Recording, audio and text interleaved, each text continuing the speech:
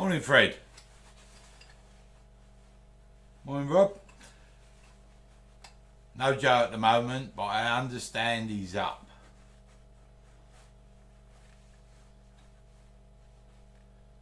Morning, the Dutch.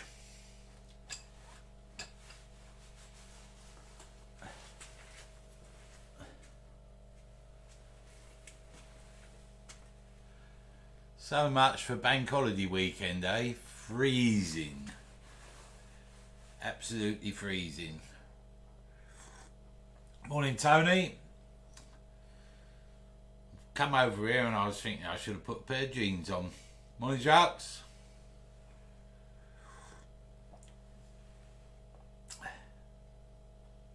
Morning, James. Morning, Steve.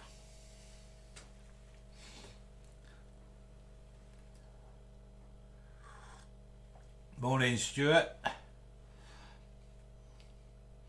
Everybody's waking up to another Saturday. Might have to find me woolly hat.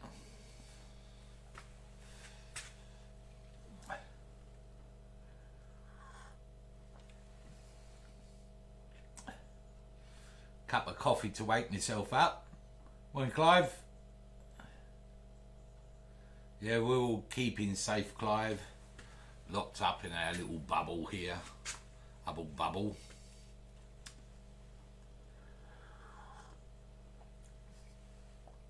Morning, Philip.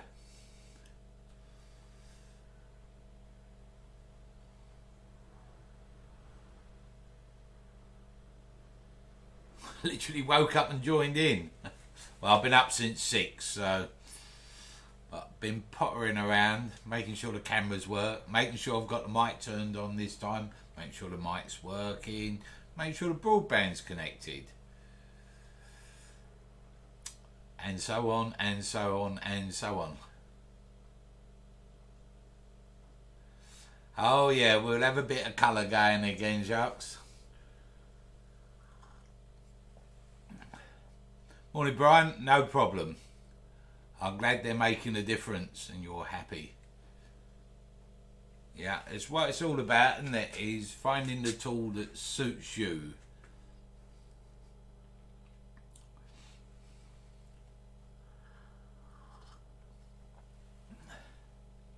Morning, Paul. Hope you're well on this dank and dismal day. Weather forecast said bright and breezy. It's raining.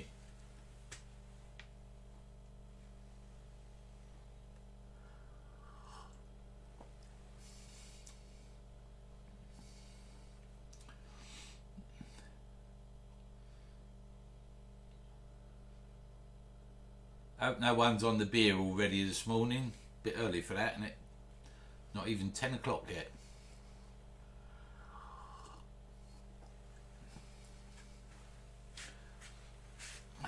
Morning, Shay. Morning, Kevin. No Joe at the moment, Kevin, but I understand he's stirring and he's awake. Morning, Barry. Morning, Wayne. Morning, Roger.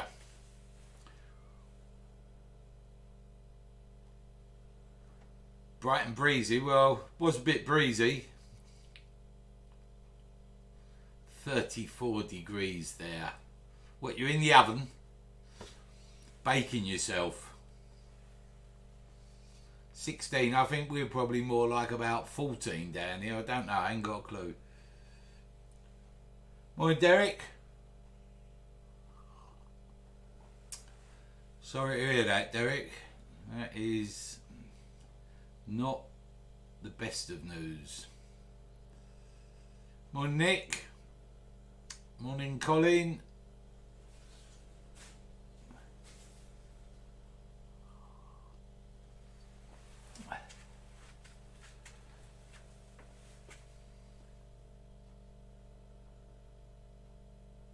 Zanti. Alright, for some. I'm still in Great Chart. Haven't left. Don't think I've left Great Chart since March.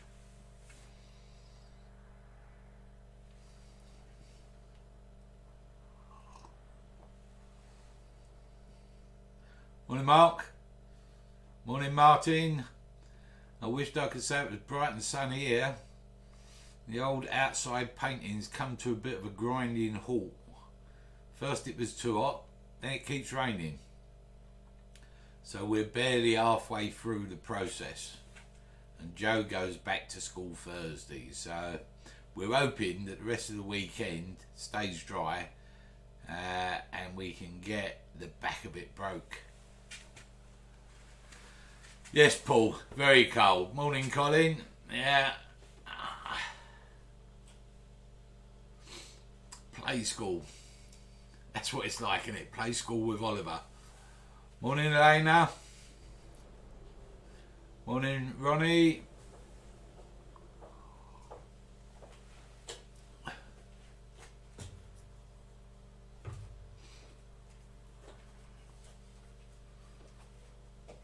Could be worse. Could be watched with mother, couldn't it?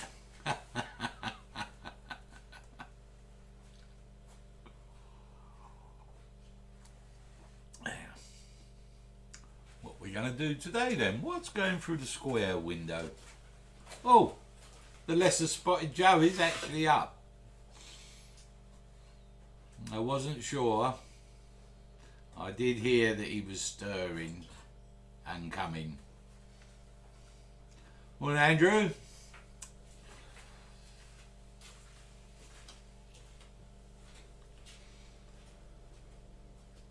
We've even got Lucky the cat in the barn today, sitting in a pile of shavings. Hi, Sids. Evening all. So we assume Australia or somewhere. you're somewhere far away. This was, there's the programme. Morning, Mark. Mary Mungo and Mitch.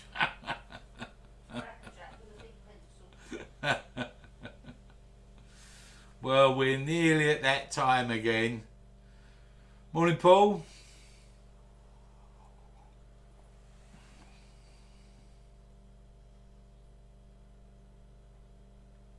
Coffee indeed. Australia, oh right. You really are from the land down under, from where I'm standing anyway.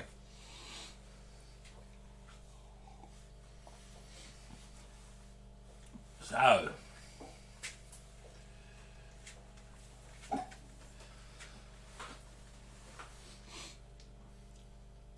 we'll get going very, very shortly. Andy Pandy, yeah, there's another one, Andy Pandy, yeah. Magic Roundabout, yeah, that was good fun.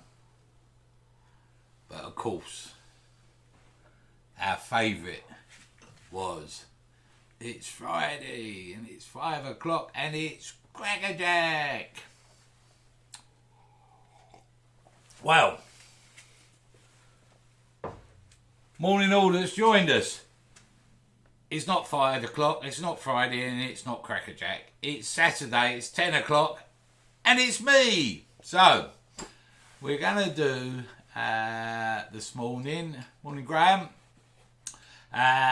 morning all. Now, we're going to do a bit of wood turning and we're going to turn a vase with a bald bottom. And I'm going to show you how we can get in and hollow the ball, but with a long neck. So there's a couple of things that we use to do that. So, as I said, it's wood turning, so we'll go to overhead.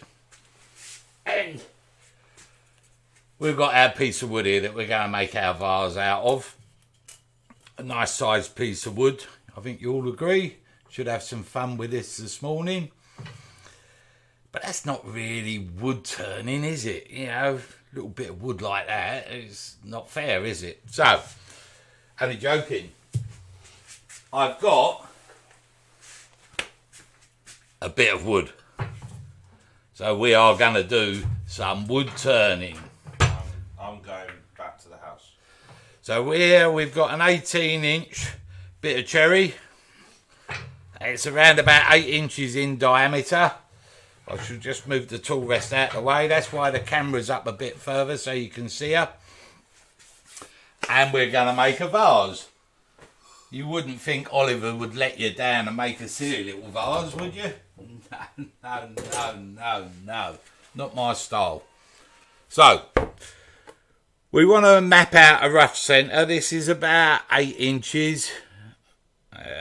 So it's going to be somewhere there. And I just want to see if I can get a little mark through the middle there. No. I need something smaller to make our mark. Hold on a second. Let me go and get something that I can make a mark with. Being a true professional, I forgot this bit. I've got this bit. I'm coming back. I just need something to fit through the small centre hole of the centre finder. So it's going to be around there. Let's put a little mark in there.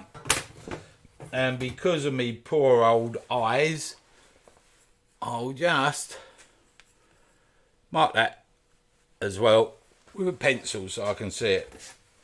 She'll flip her over.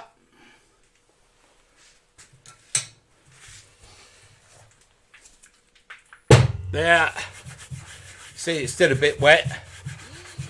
I've had the log a little while and it's been quite fortunate. It's one of those that hasn't split, so that was cool. And I put a mark in about there. Get rid of that. Get rid of that. Up there. That up there. I told you it was wet. I can't see that. I need my glasses. See if I can find that mark I've just put in there. I've got her. She's just there. Let's get that on there. So, what we're going to do is bring this on, and that's going to sit on the spur. I'm using a large drive stem, and I couldn't find. Just make sure your points are lined up. Yeah, all done. Joe's giving me a wood turning lesson, asking me if I made sure my points were lined up. Right, so I'm winding that in there. I'm running. Get rid of me glasses. Running. Now, as per normal, I'm going to tap my stem, my drive stem, 3 sharp bangs into the wood. Give that another half a turn. Make sure she's locked down. And make sure she'll turn freely. The sand will change a little bit here because this is definitely a face shield job. It's not just safety glasses it will do. It's a face shield job. And I've just noticed in this log somehow someone has put in a cable clip. Why we got a cable clip in the log, I don't know. So I'll just inspect this as I turn it there. Pinch that up. So that's okay. Now, if you can see here, we got where a branch was growing out the side. A log is a spindle because the grain's running down the lathe. So you may think, right, I'll bring this to round, rough it to round with a spindle roughing gouge. How wrong you are. If I grab a spindle roughing gouge, if I can get it out of there, I'll use that one. We'll use this a bit later on, but because of the undulating, yeah, something like that, surfaces we've got, you see the points could dig in there, and that will give us a catch and start bending the tool. And that is the problem with spindle roughing gouges. It's the tang. And if that starts to bend, we start to weaken the steel and bang.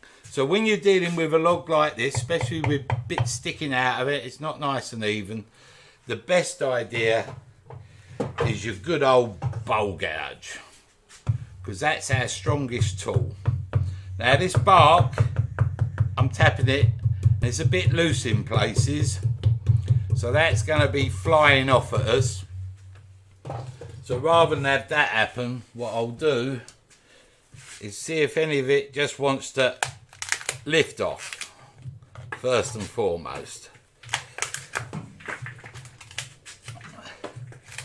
You're far better off not having bits of bark flying off your lathe at you if it can be avoided. So let's get the worst of it off. Yeah. I'll just peel this off where I can.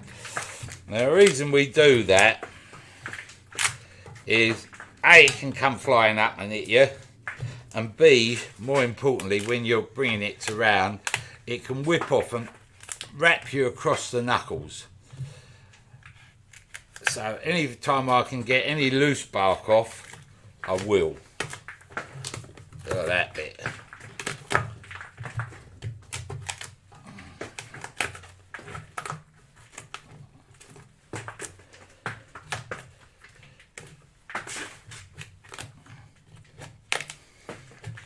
Bit more peeling. It's quite satisfying actually, stripping bark off.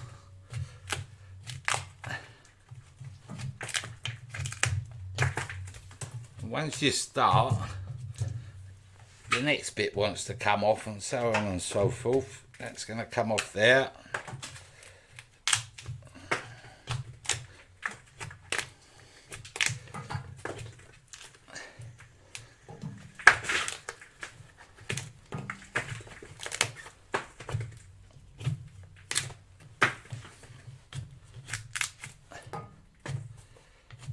That's fairly stuck on that bit. Yeah, that feels fairly stuck on. So, oh, there's a bit. Let's get that off. And that's loosened another bit, so another bit can come off.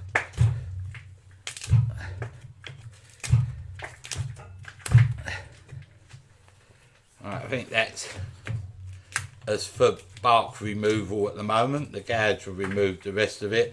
I'm sure a bit will, there's another bit, come flying off in a minute.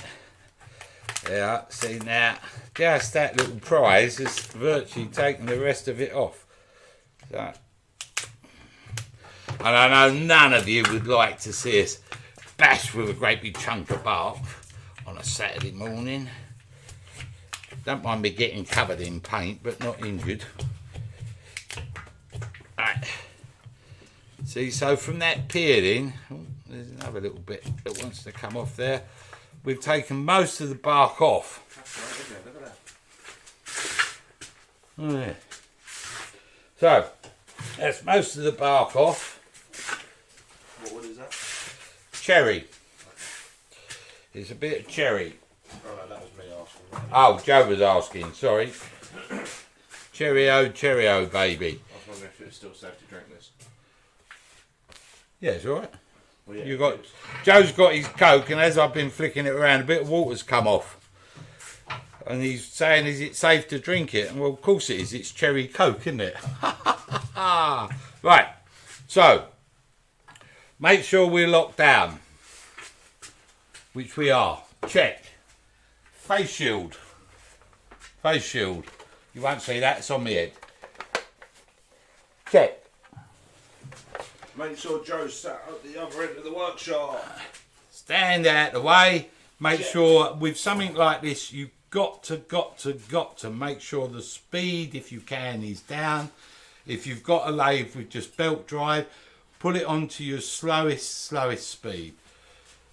We'll turn that on and turn it up slowly. This is the advantage. Ooh, we would turn it on if I would remember to put the power on. Ain't gonna go far without the magic of electricity. Hold on. We've now got the magic of electricity. So shield back on. Pop that up. Green button, start. Slowly advance. Right, so now I've got a little bit of vibration there, about 400. So rather than attempt to speed it up, I'm just knocking it back. So we're at around about 300 at the moment. And this is where you make sure, so my tool's into my side, hand down low, slide the bevel up, lift the handle. Just come along the tool rest. Come back.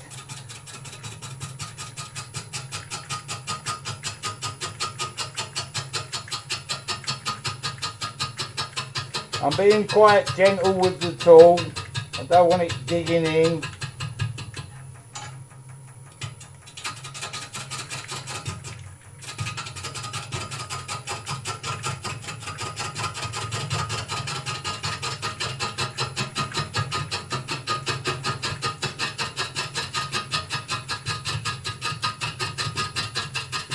Little lift of the handle.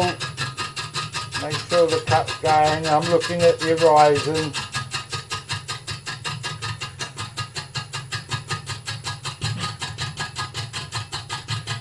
Just travelling slowly along the tool rest.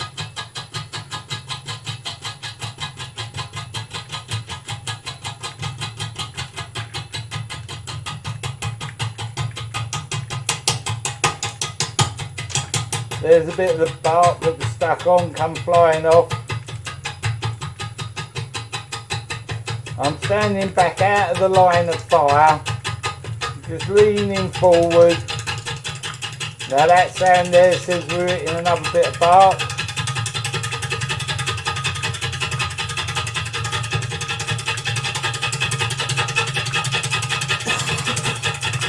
Another little bit flying off.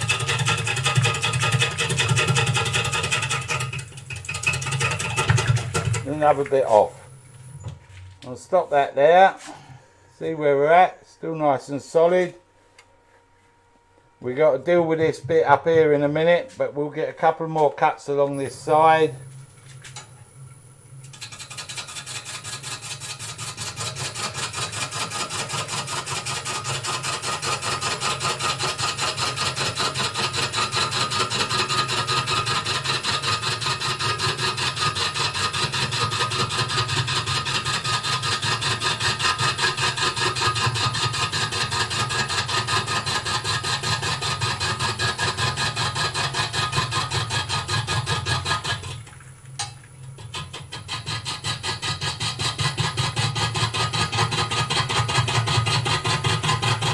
Handles back towards me and I'm sort of pushing the cutting edge through. Something clicking there, so something's going to happen in a minute. Probably another bit of bark come flying off. There. See where we're at there. Okay, nice and solid. Now I'm going to move the tool rest up and start dealing with this branch that was growing out. So my tool rest is actually further away from the log now because this is sticking out that much further. When I turn the speed on, I should just be able to see the ghost of it.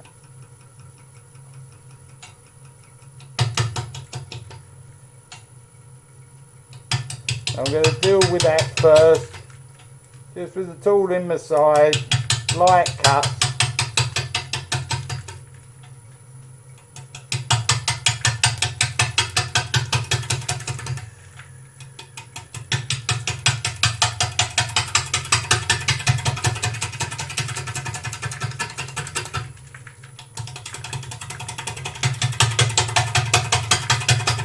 Oh, pushed my bevel off there.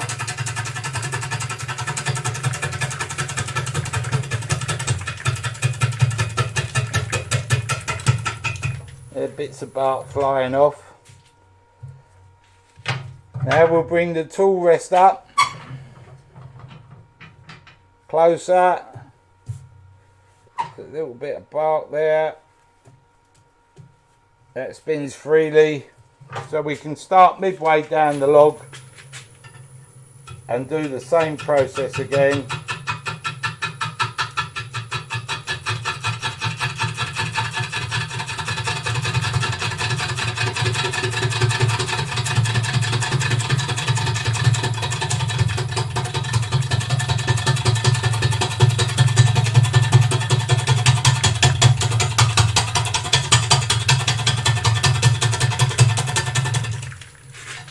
Come back and just get the tool over at a bit more of an angle.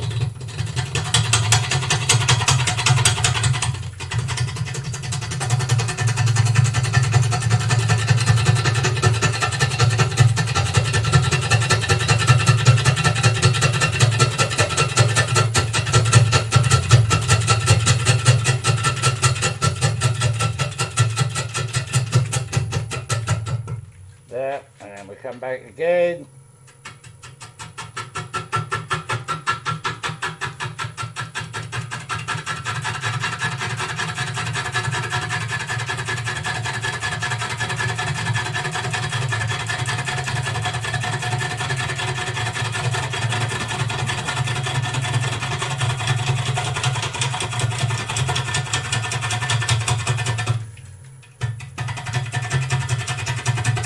Sainsbury grip there because that's still the branch coming out. And what happens, I'm trying to bring the bevel back. That's better.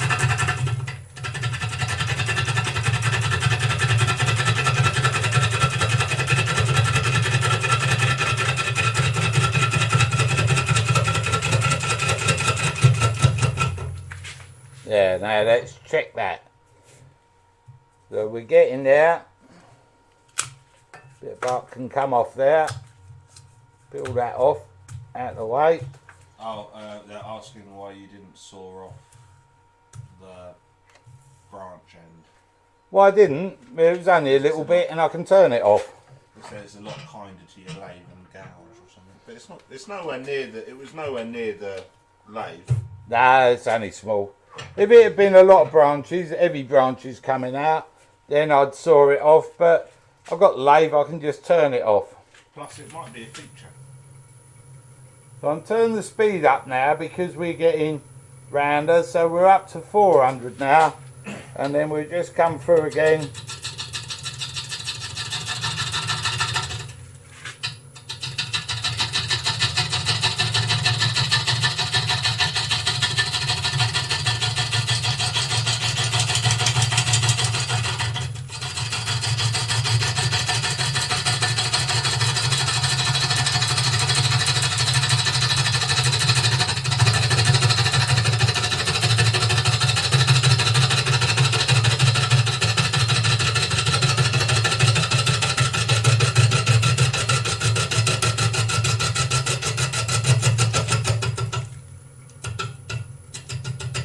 I've got a high bit on the end, I'll just bring that round. That's better. Got a bit of a hollow there, so we'll probably land up at about 7 inches. I actually want to land up at about 6 for what I want to do.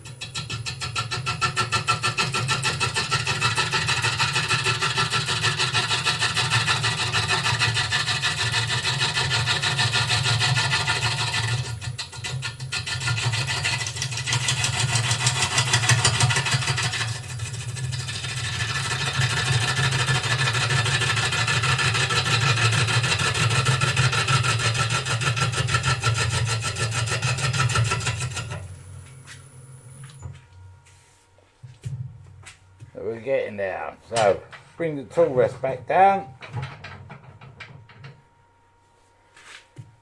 Make sure she's still spinning free.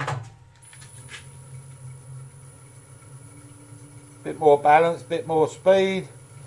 Now what I can do is peel the shavings. So now what I'm going to do is hold the gouge, if I come over the top there, on the side bevel, and then roll my wrist so the cutting edge gets into the wood. So it's like that, bevel rub, roll it over. What are you using, 3/8 bar gouge? 3/8 bowl gouge, that's all I'm using. Now you see I'm using the wing of the tool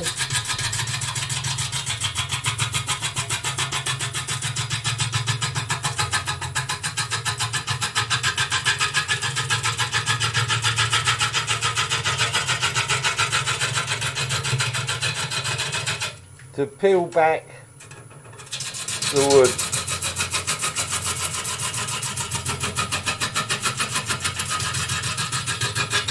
I've got a bit of a bounce there, I'm trying to get rid of that.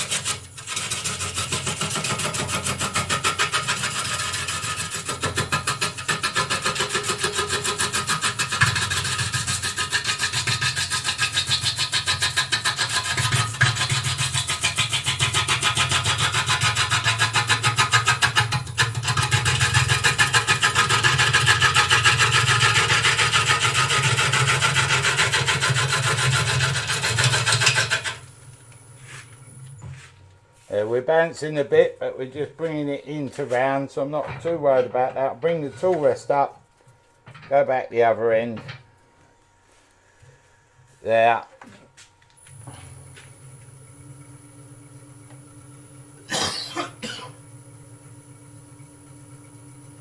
Side view. So I'm going to do it with left hand ring.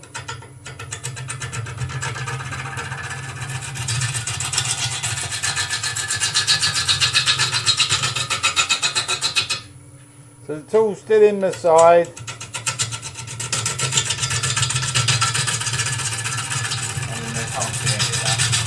Evidently you can't see any of that. You can see Joe.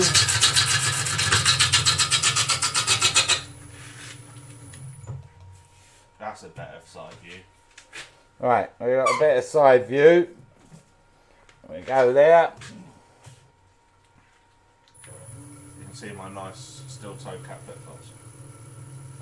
There we go. So we're going to come in, roll the bevel over to get the cut. Now put the camera on side view.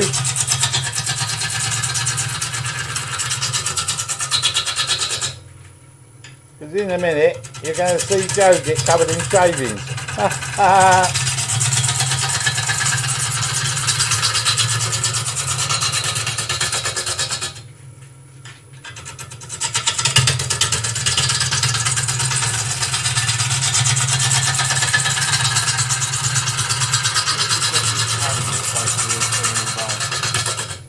You what?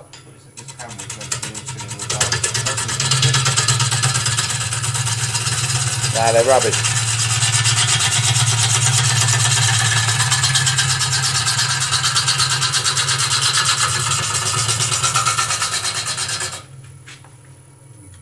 Bring that down. We're getting to round. Right, just bring this up. Just catch in there, get rid of that. We can come back the other way.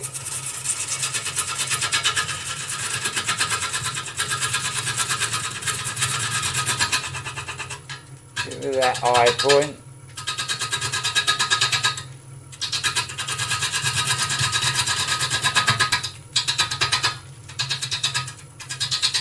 Just brushing down these high points where we were bouncing earlier. Another one there.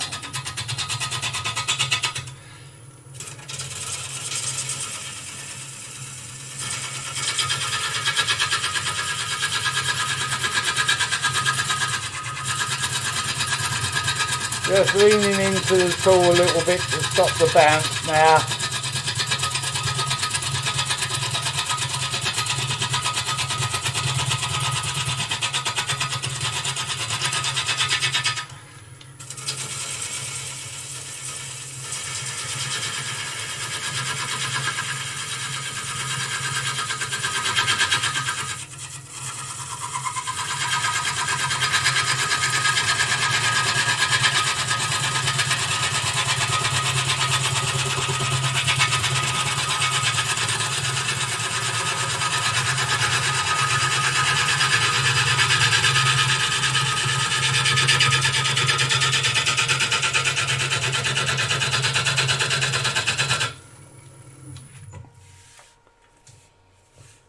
Still got a bit of a hollow just here. Hold on, let's come back overhead.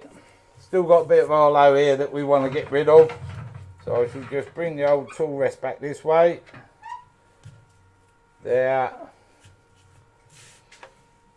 Turn it on. See if we can get a bit more speed into her. Oh, we're flying. 600. That there. And then we'll do the same again. Side bevel, little roll.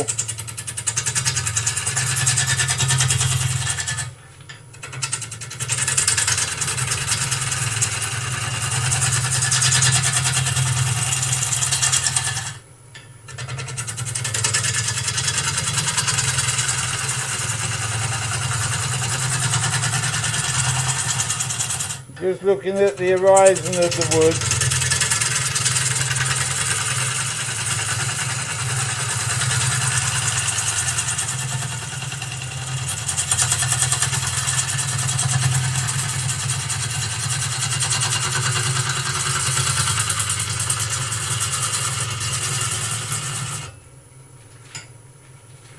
I'll come back this way.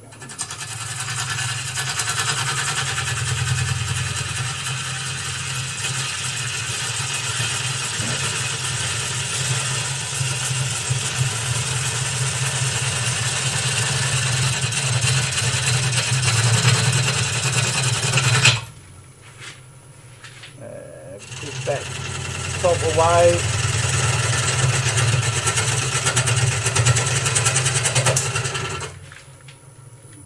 See where we're at. Would you recommend M42 crown tools to a new turner? No, Mainly because you don't sell them. no, not that reason.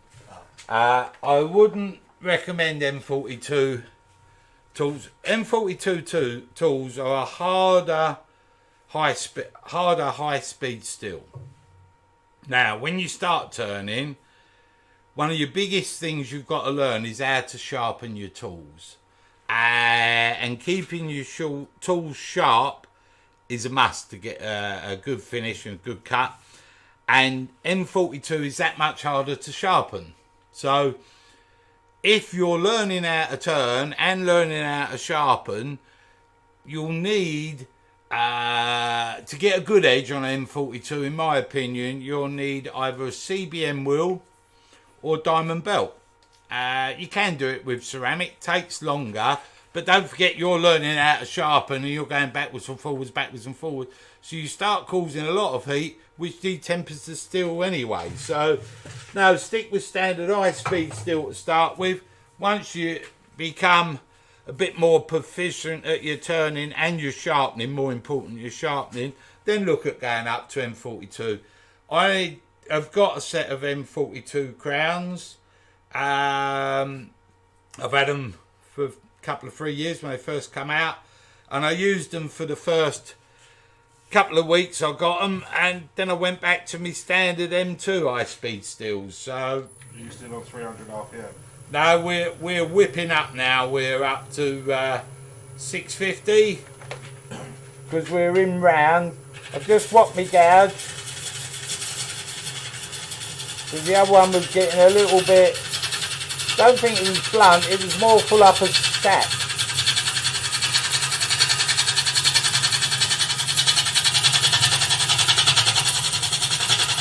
Got a fancy bit there. Let's get rid of that.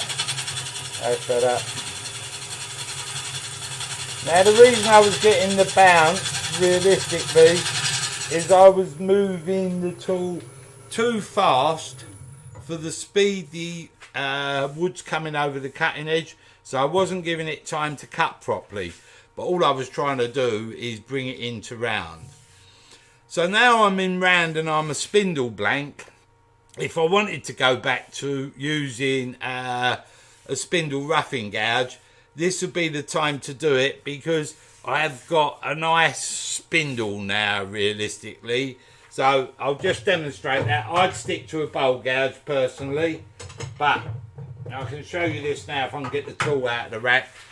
I can now come down and I've got nothing that's going to stick up above and hit a corner of the wing.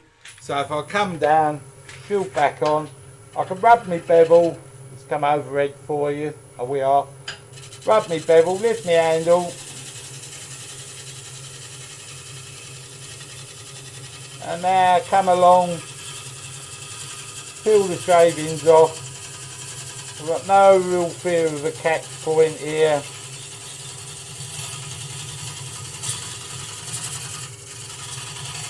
I can just come up and down.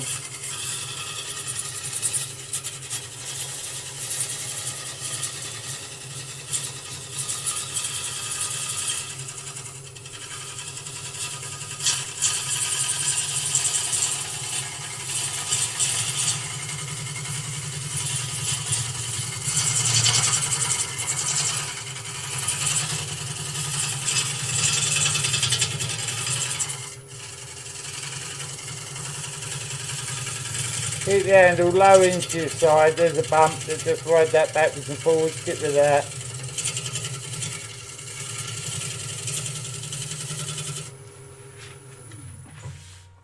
So I can use my spindle roughing gouge quite well there, without any real problem, if I need to, but my bowl gouge works just as well. Bevel rub, handle low, lift the handle.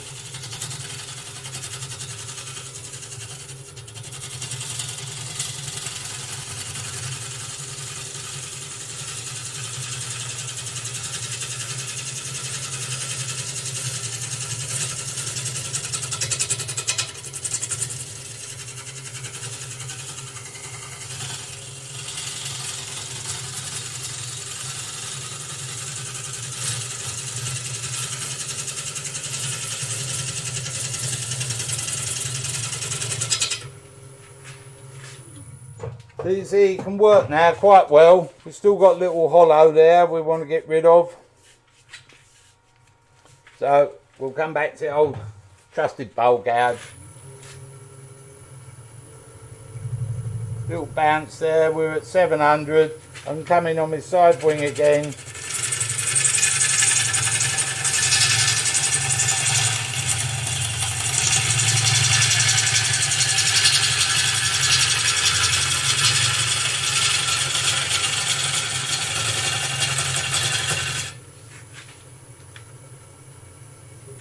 Red stop, move the tool rest along, and then we'll look to get it into a chuck.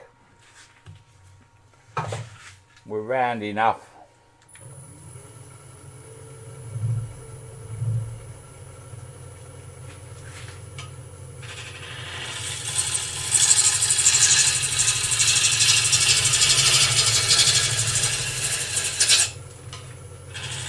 Right.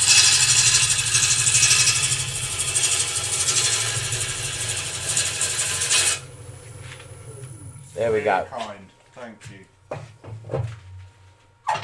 I got to go with some shavings. If it had been a proper wet log, we could have sent streamers across the workshop with that action, but the log is reasonably dry. I think the log's been in store for 3 or 4 years, and it's just one of them lucky logs that hasn't split.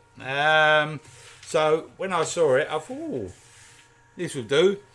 So what we're going to do now is face off the end, square it up. There's a couple of splits and checks on the end, so I want to just tidy them up. Pinch up my tool rest. Can you see that on the overhead? Not quite. Let's come side on. Oh, that one even. You can't really see it on that one. That's because you want the other one, the over-the-shoulder one. The over-the-shoulder one. There we go. Because you're incompetent. Joe don't like me pushing buttons. So, I'm going to just kick some of this pile of shaving and bark out the way so my feet are not tangled up. And now all I'm going to do is come in, pick up the cut and just come along this tool rest. Lift as I go.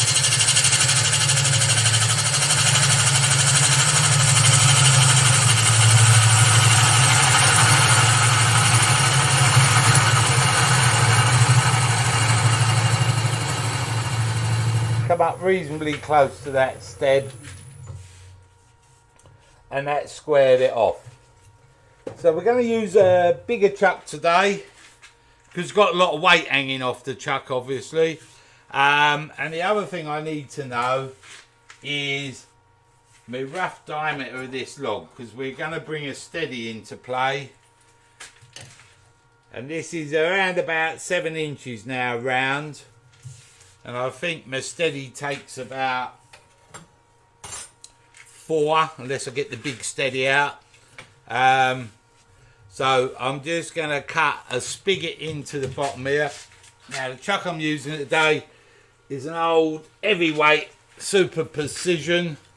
Let's come back overhead for you. Super Precision, these are big heavy weighty chucks. I think they weigh about £8 or something ridiculous. So I want to know my size of my jaws. Closed up, it's about there. It's about 82, 82 mil, 83 mil. So I'll just come to about 85, 86. Lock that off.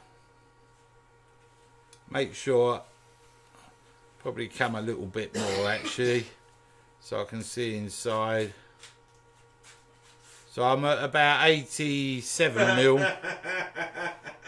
Mick, you'll be waiting until hell freezes over and the world ends. So now we're going to come in as per normal. Left hand point scores the line.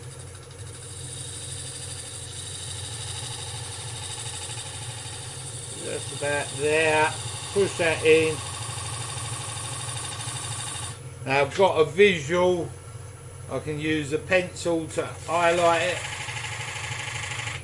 There. So I've highlighted it. Let's come on the end. Belt on a pro edge, okay. So you can see. Yeah, it should do it.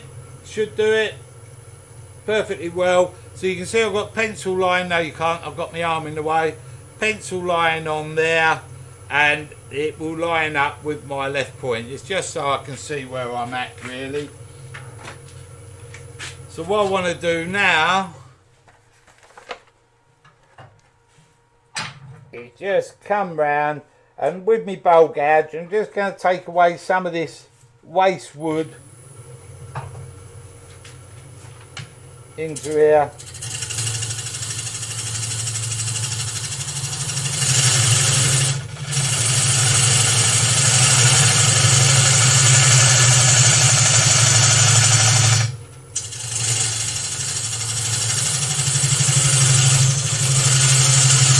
This handle is a go. Roll that over, take a bit more.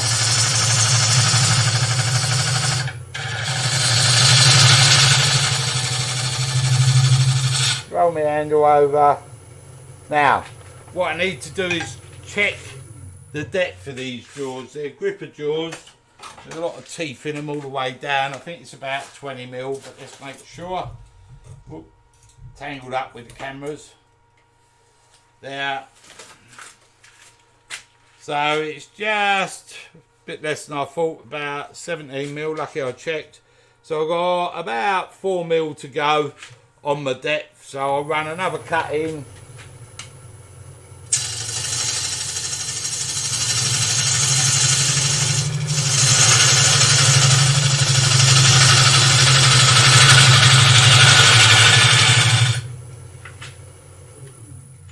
I think we're close on it now. Yeah, we're just there. We're shy by about 1 mil, which is fine because I don't want anything fouling up on the inside. So with these jaws, there's not so much of a taper, so I'm more paralleled on my grip.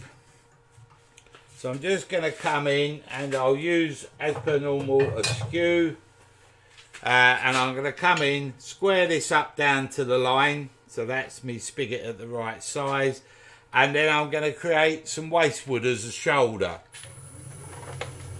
So I'll just tidy it up here first. Like a peeling cut, just lift my handle to go in.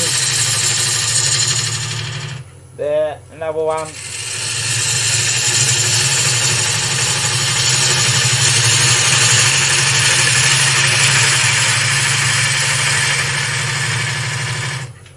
Now I'll come down to my line.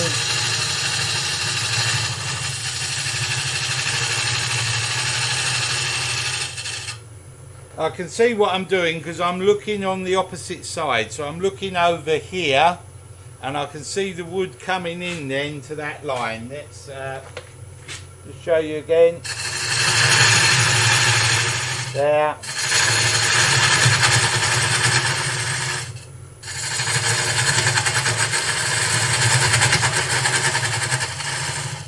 There. Now I'll just straighten that up.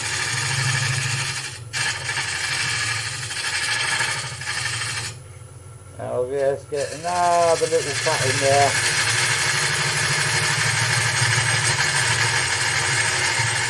That there.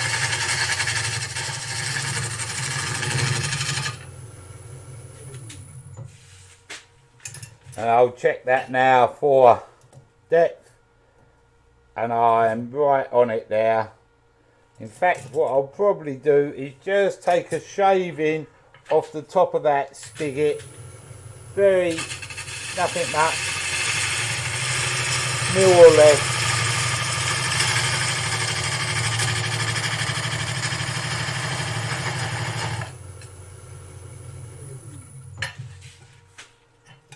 Let's have a look. Yeah, I'm just about half a mil off of depth. Now, what I've got to look at is I've got a big lump where I can't get in because I'm using a stem. So that will probably foul on the bottom of the chuck. So I need to change that, adjust it. So to adjust that, what I'm going to do is move the tools out of the way. It's all back in the rack. And for now, I'm just going to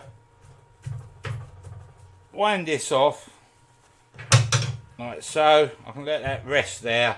I'm just going to put in a standard live centre.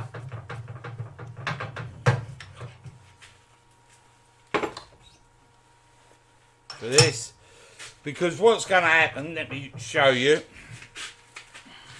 for those of you who are watching that have not seen this sort of thing done.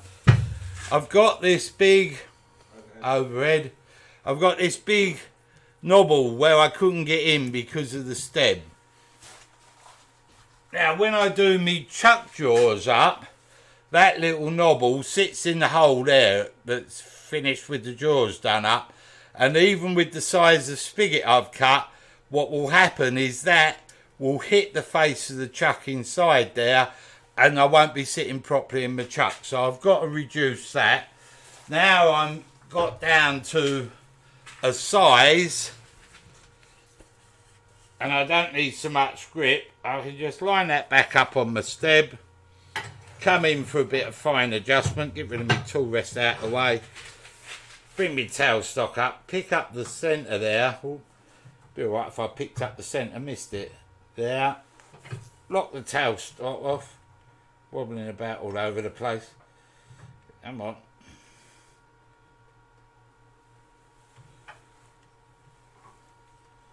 Am I in there? That's it. I'm in there. Now, I've just changed the adjustment, so I lock my tool rest down, tailstock down, turn the speed right down, just turn it up slowly. She's just a tad out there, but enough to get rid of this. That's all I'm interested in now, is getting that last bit that's going to foul on the chuck out the way. So I can lock this down, make sure she runs free, get my shield back on. Turn my speed up a little bit, don't have to go mad, and let me just reduce this down.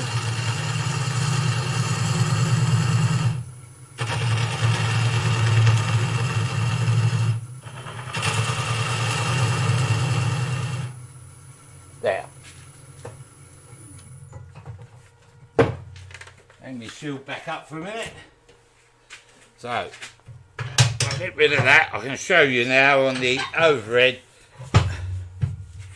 I've reduced this right down. That will now sit inside of the hole when my jaws are done up. So what I do now is I get the weight of the chuck. I need a chuck here, of course.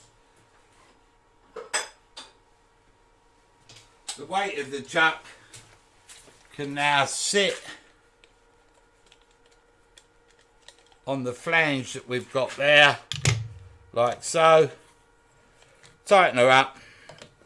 And because it's end grain and there's straws, I can tighten this up as tight as I like. There. And I can visually inspect that the jaws are all sitting on that last little flange we left, which it is. So I'll take out our big step drive. So that was what we were using. That's 1 1/4 inch step to grip onto the log. Give us our drive. Get rid of that. Move me tool rest out of the way. And now I can wind this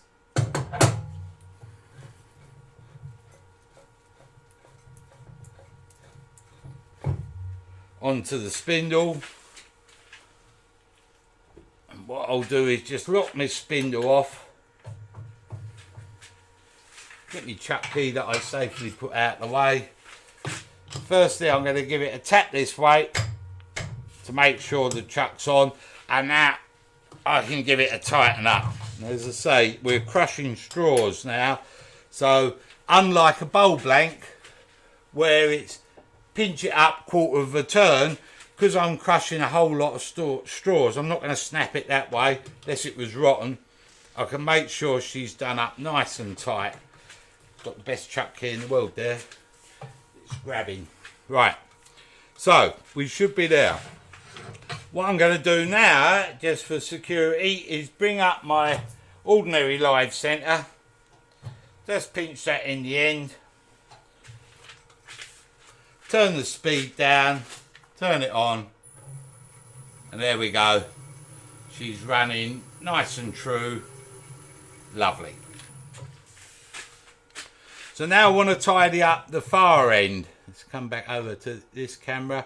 Want to tidy up this end because it's a bit of an angle. There's a couple of cracks in it. Nothing bad, but it'll just come in here. Same as before. Pinch this up, and then with my bowl gouge, I'll come in and clean this off. Because I've got rid of all my bark and everything now, and I'm in a chuck, I'll come to safety glasses. I would recommend in your own workshops, stick with your face shield. But I've come to it because hopefully my voice has picked up better, and I know you've missed me dulcet tones. Here we go. So we're up now at around about 650. We just level this up. Just come in here. Raising the handle.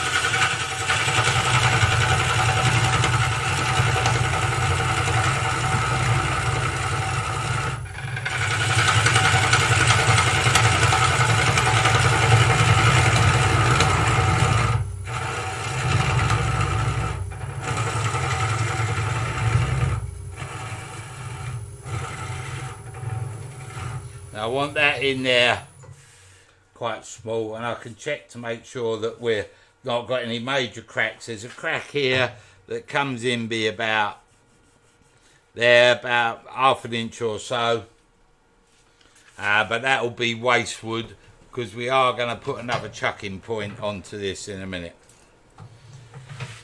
So now I've got to think about me design a little bit and what we're going to do. So I'm going to generate a bit of waste wood, so I've got somewhere to get rid of and work with. So I'm going to generate a bit of waste wood to about there, so that's all waste. I'm going to put a spigot on here, and then I'll have a bit of waste wood up here, so this will all become waste. So that's going to leave me a working area of around about 12, 11, 12, 13, 13 and a half inches. So I want to break that into sort of thirds, realistically, to make it work. So 12 is 4. So I'm going to call this around about 4.5 inches to here.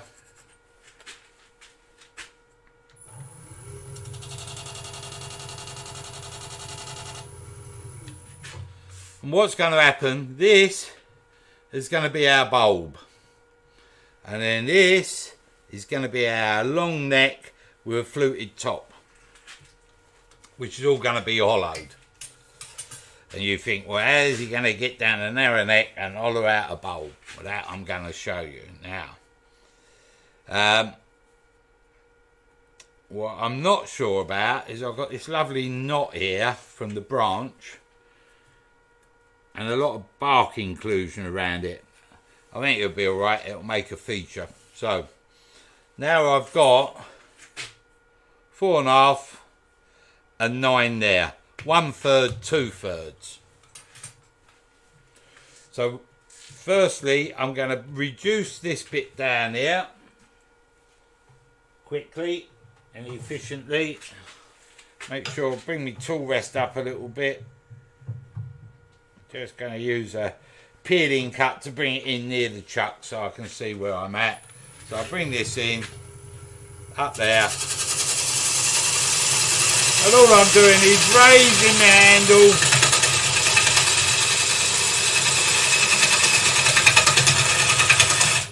as I'm pushing in.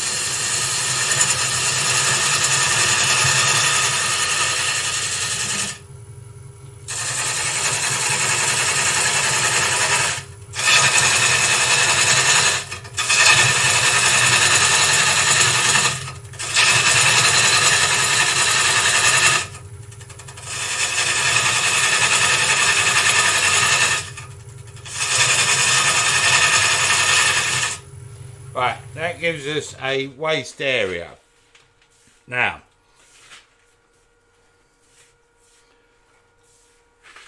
I've got to put a spigot on this end to help us in a bit.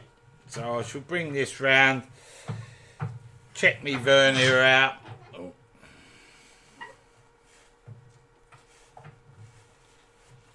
There. And my vernier was set at about 87 mil-ish, somewhere there. So I can mark my spigot now at the other end. I don't know if you'll be able to see too well, my arm will probably be in the way. Left hand point, start scribing my line. About there, I think.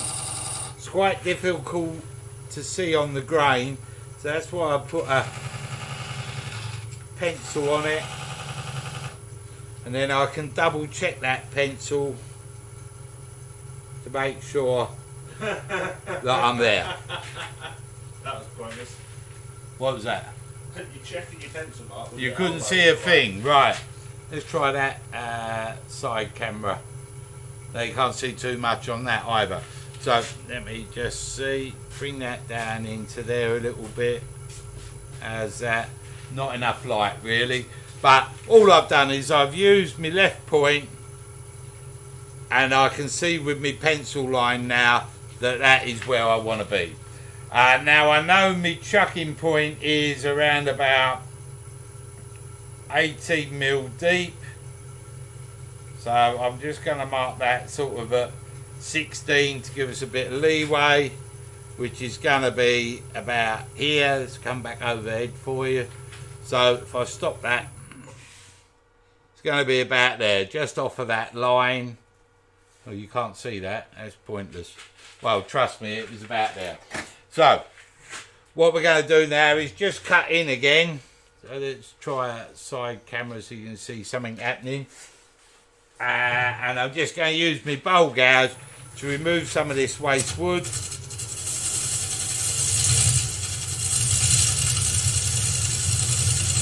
Now that sounds wrong, so that can is gone a bit blunt. That sounds better. They're not so much blunt as they're covered in fat.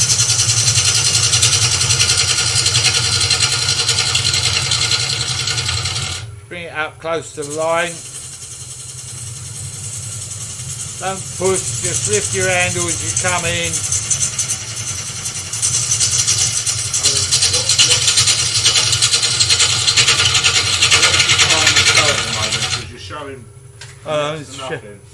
Showing bugger all. Let's do that. You can see some shavings fly then.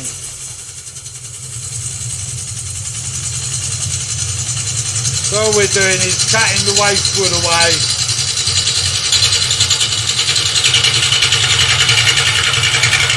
Where we're going to generate our next spigot.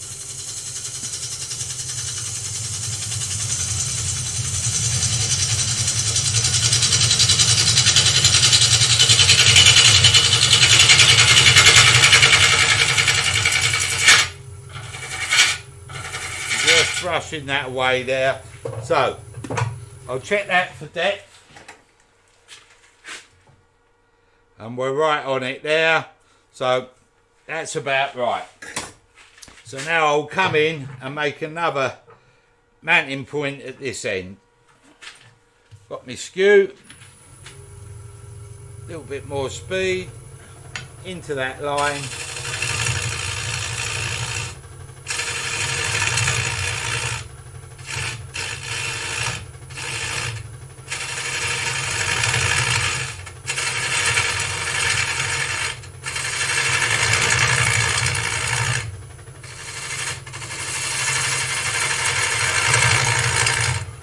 Be about there. I'll just level it off there. I'll just get rid of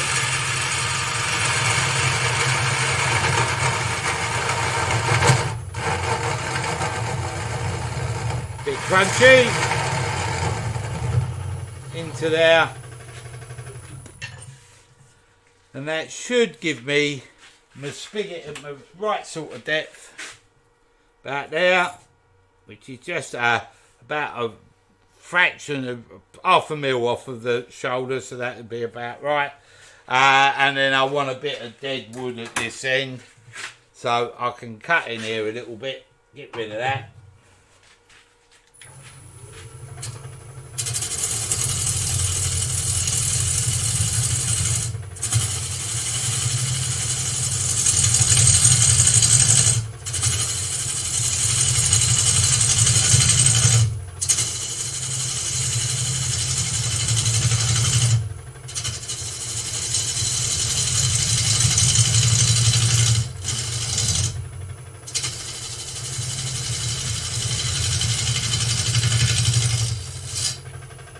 There, somewhere there. So now we're not quite round, so I'm just going to run a quick gouge along here to bring her nice and round. It really doesn't matter too much because we're going to take a lot of this wood away, but just so that we're running at a nice even speed. We're just gonna now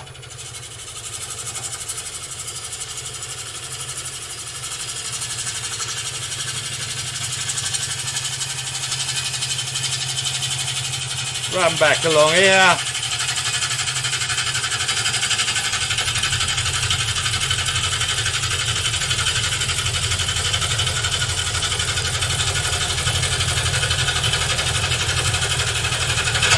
Whoop, run off me tool rest.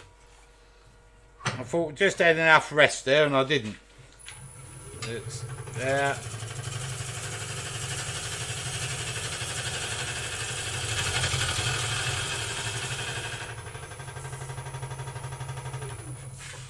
It looks about right. Okay. So we'll rebar. Oh, we're not about right. We've still got a hollow. Well, it doesn't matter. We've got a hollow there. That won't make a lot of difference to us. So I'm rethinking this. We've got all of the bulb. And with what we're doing, I think we're going to have to hollow the bulb at this end. So let's just revamp what we were doing. So it was about 4.5 inches. Going to be about here-ish. Can't see because you're not overhead. Can't see because I'm not overhead. 4.5, we put the bulb at this end and make this the neck. And what we're going to do is sort of this.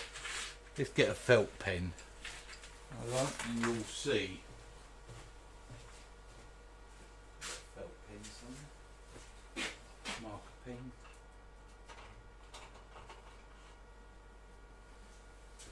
Never a marker pen when you need a marker pen. Right, so what we're going to do is we're going to generate a funnel. It's going to come in here and then out, and then we're going to have a bulb here. This will come in probably a little bit more, and this is our plan. And we might bring this bulb in a bit more. So there's a bit more of a sweeping curve here. So that's what we're aiming to do. Okay. So what we're going to do is rough out some of our... Very top heavy. It won't do. It won't do. Joe's telling me it's looking top heavy. It won't do. So we want to get, I think, our... It looks like a small yard. That's right. What it's supposed to look like. A bit like a yardstick. So we're going to have our bottom of our curve somewhere in there. So now what we're going to do is rough out a bit of wood. And start roughing out a shape. So we're going to come in here. And all I'm doing is rubbing the back of the bevel there. And as I go in, I'm twisting my right hip into the lathe.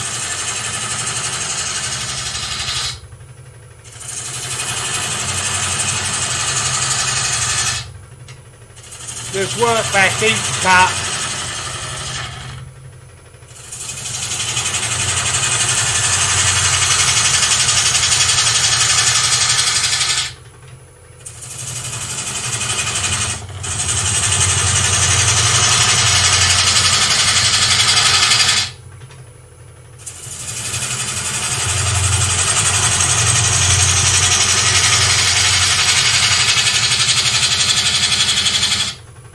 There, and now I'm going to come back the other way, pick up the cut, but now I'm twisting, I'm making a giant cove.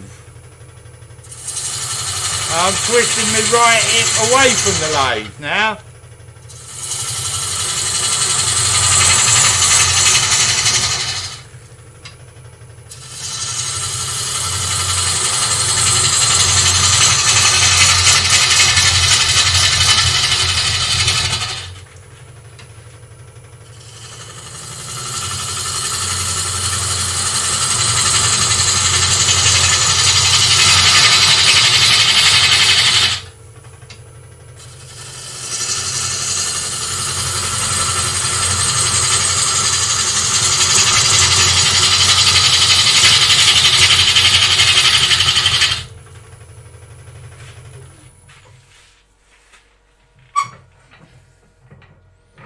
Bring the tool rest up. I'm going to take a bit more out this way.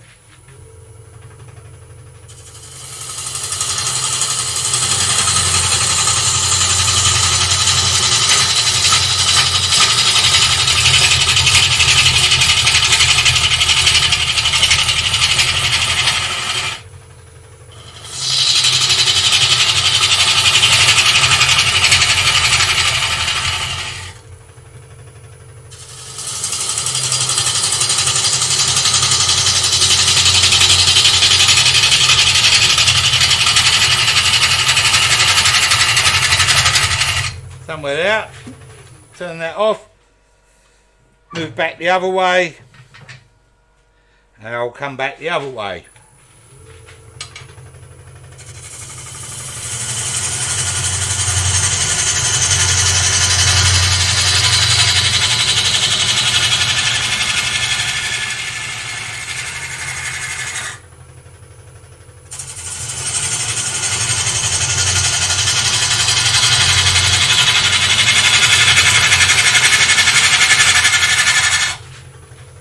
Some of that in the middle there.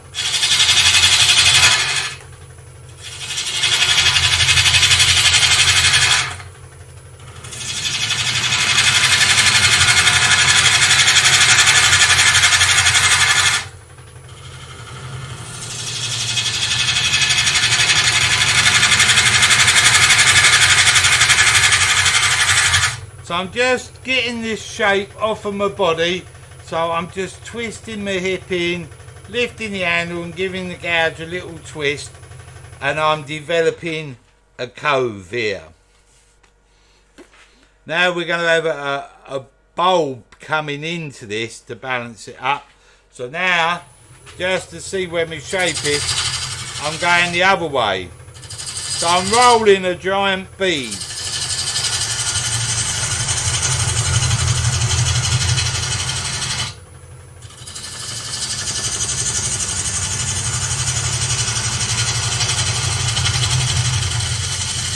And what I'm doing there is, as I'm coming back, I'm lifting my handle and twisting the gouge tip anti-clockwise, and I start forming a bead this way. There's me line. This is going to be sort of my centre of me bead about here, so I can come back. I'll bring the tool rest back here. You see I've tapered it in so I haven't got so much overhang. And now I'll just get rid of some of this with the other movement. Now I'll come back this way.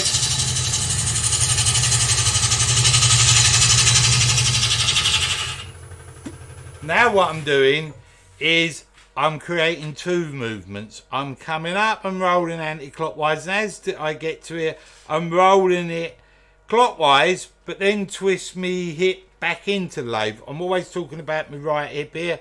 So as I lift, I'm twisting my right hip away from the lathe to create the bead. As I get to here, I roll my gouge the other way and twist me hip into the lathe, so I'll get a flowing, hopefully, a flowing shape. So, bevel up, lift, twist, anti-clockwise, coming. Now twist the other way and roll the handle.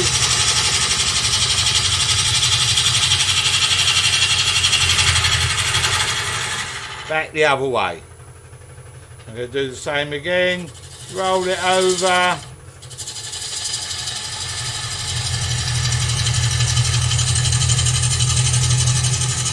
Back the other way.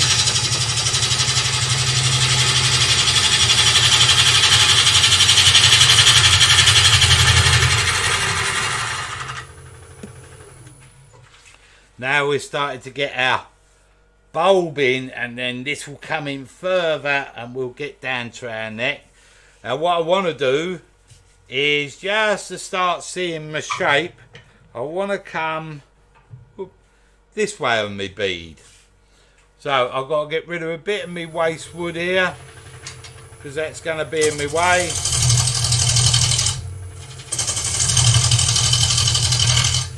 And now I can roll my wrist So now I'm twisting my right hip into the lathe, but rolling my wrist clockwise as I come round.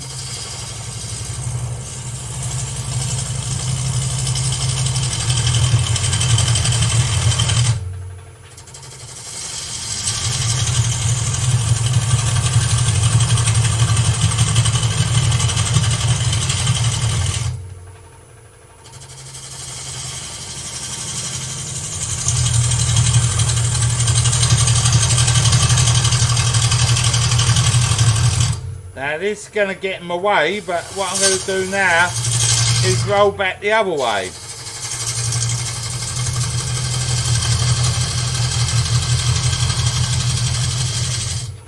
Let's have a look, see where we're at.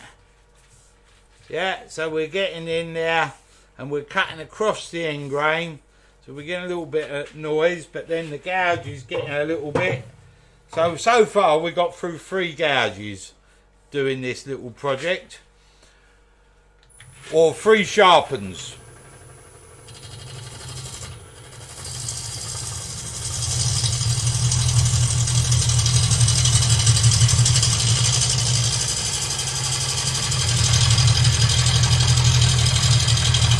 I'll get into there, I'll come back the other way.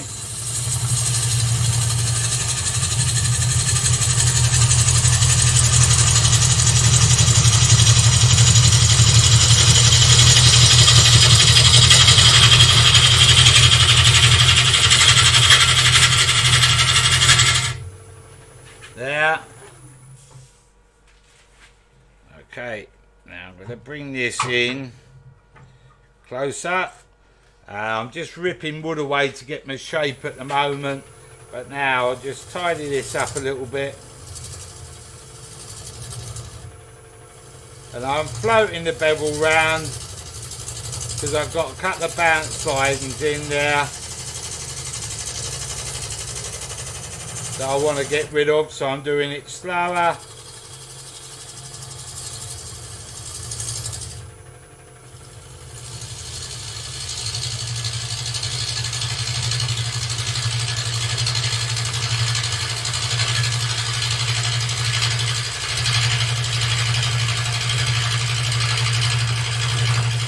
I want to get in here, so I've got to get rid of some of this waste.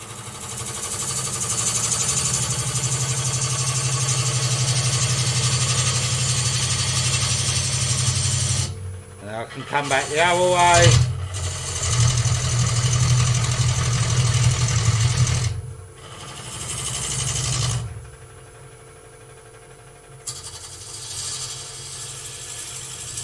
So now I'm looking at my horizon to see my shape.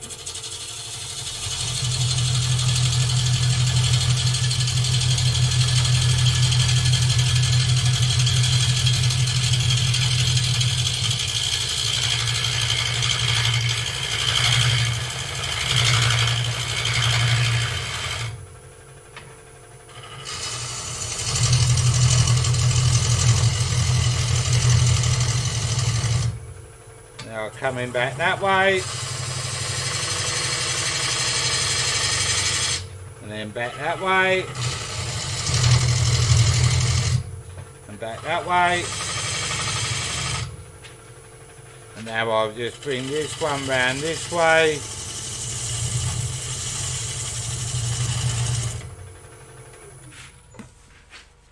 Get the tool rest in here.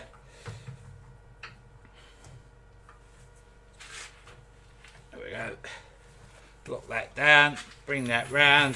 So I'm just going to do this just lightly. Now my cuts are going to get lighter now because I'm getting more into the shape that I want.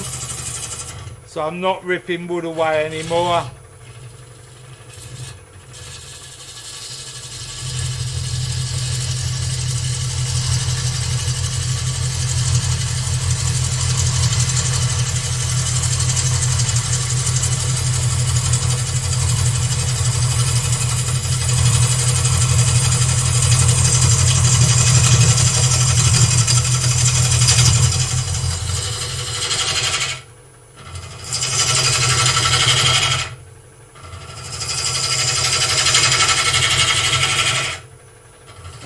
just coming in now. Oh, too much overhang on my tip. Got the tip into the wood and that was that catch noise. So I've got my tool rest up a little bit, moved my tool rest along, and I've got to remove some of this waste wood from here.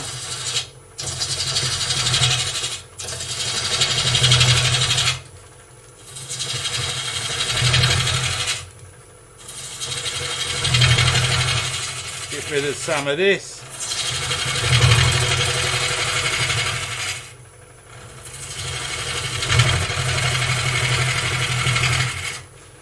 Now I should be able to get back in there now. That's better.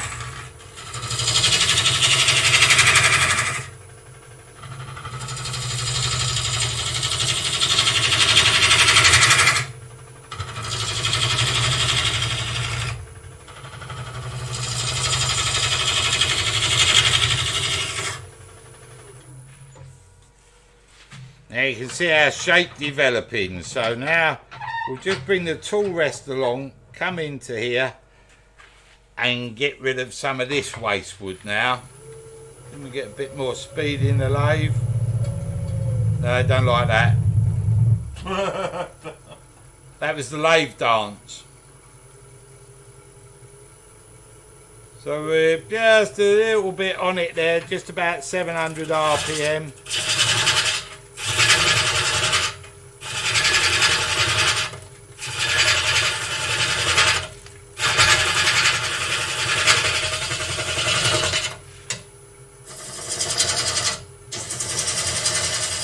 Coming back the other way now.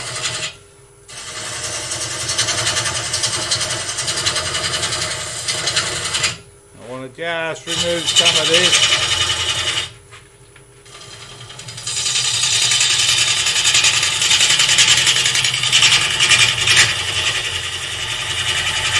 So I'm twisting away from the lathe. And let's get rid of some of this now.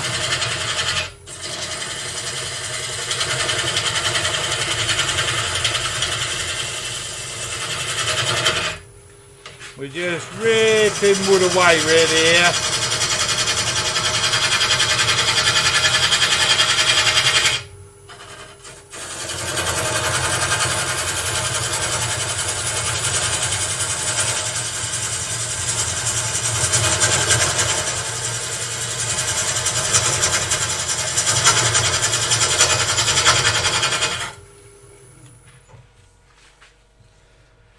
And I keep positioning the tool rest round to give me my maximum support.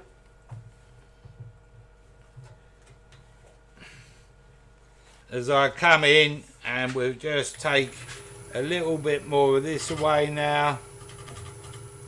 So somewhere there. This is a much finer cut coming in here. Travelling at the speed the wood's coming over the cutting edge now.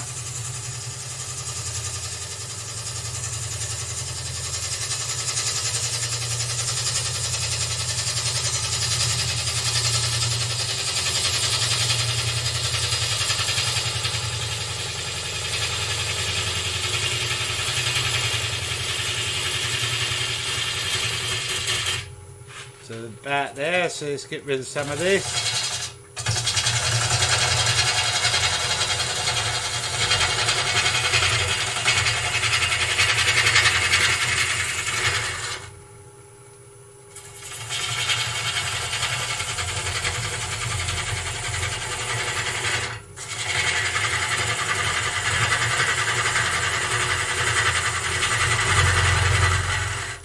Now come back in the other way. I've got a little bump here, so let's just slightly cover that away. Now I'm twisting the opposite way. Regenerating my cove.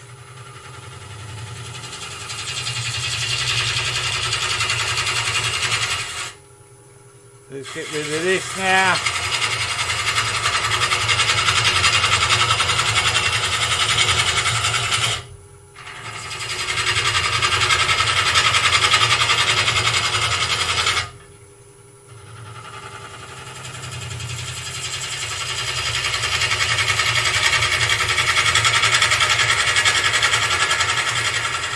Now all the time I'm doing this, I'm looking over here, this side, because I can see the shape forming. So I've got this bulb and I'm coming round, then I'm coming up, and you're thinking that's a bit chunky, but you'll see in a minute that we'll get rid of some of that and blend it in. I'm getting a nice curve here, needs to flow a little bit more. Someone's just said the tool rest will flex being so far from the centre. If you've got, They asked if you had a shorter one. I've got a shorter tool rest.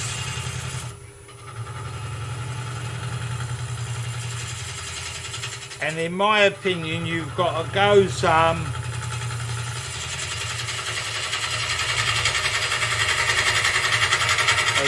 concentration. Right, what they recommend, your strongest point is straight above the T-bar where it goes into your banjo. But this is a solid angular piece of steel.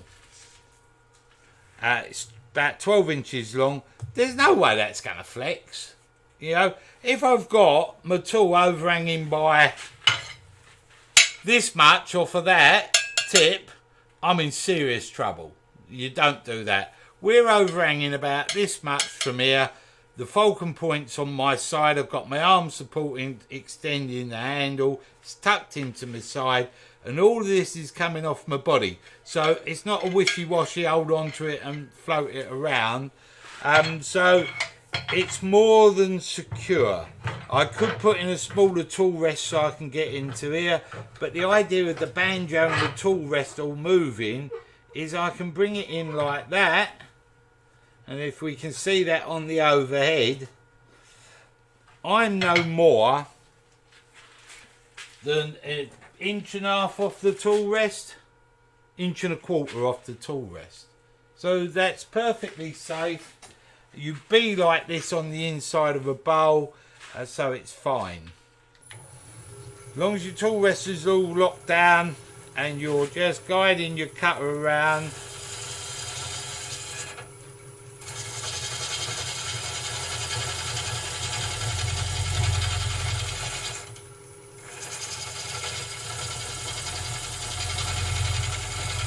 Now I'm coming off the narrow bit of the tool rest. I'm not even 3/4 of an inch off. I'm just knocking her down. A bit of waste material here.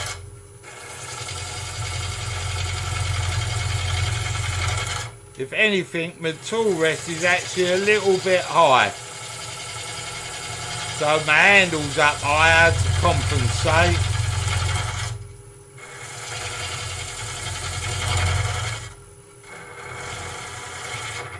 There, so I need to drop that tool rest down a tad. I'm just cutting just a tad proud of centre. There we go. So now I can just come in here, just gently pick that up.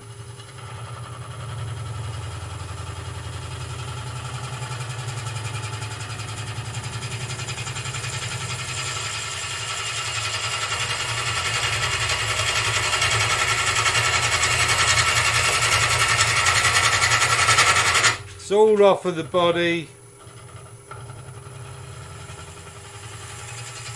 and these are very light cuts, and I'm stopping about there because I'm just trying to get this curve to flow over and flow into this neck, which I'm getting close to where I want to be. So now I can start concentrating on this top. And I want to peel some of this away.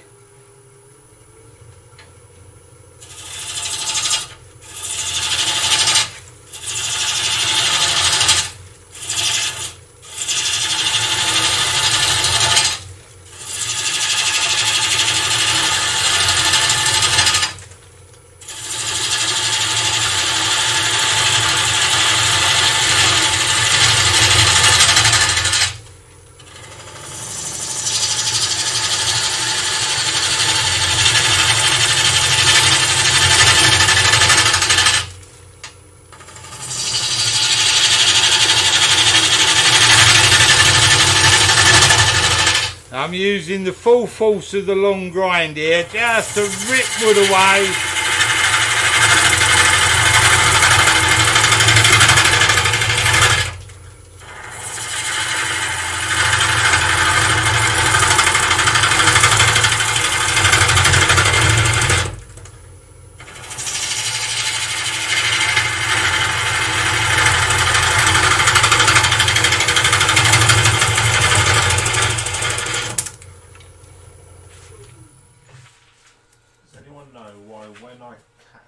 Get a catch, my lathe shuts off and takes a long time to restart, constantly pushing nuts.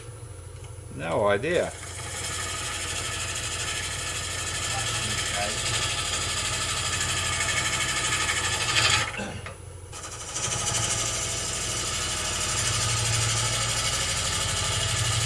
So now we're just coming up, picking up some cuts here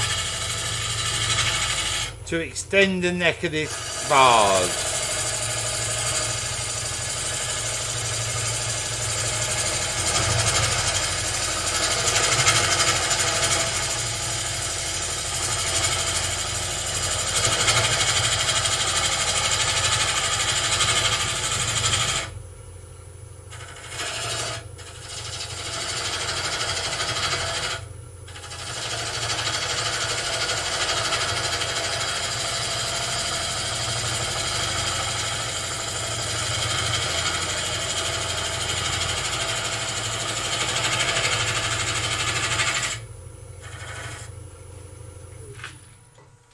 See where we're at, that's better. So we've got our curve and our neck coming about now. So I can just finish off this little bit here, over there. Just a light cut in.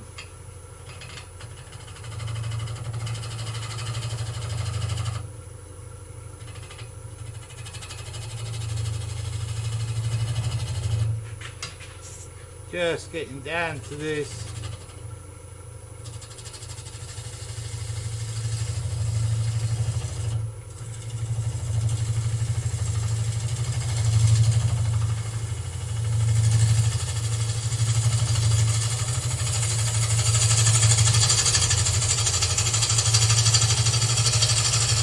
Come back the other way.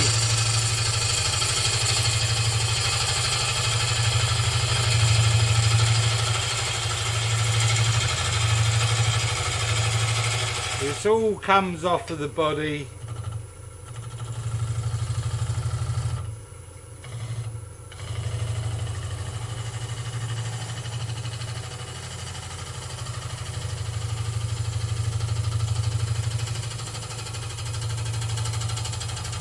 In towards the lathe now.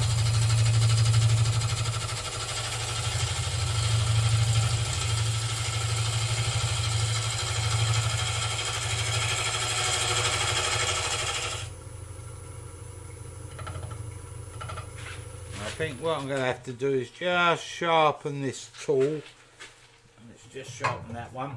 Hold on a second. Quick sharpen.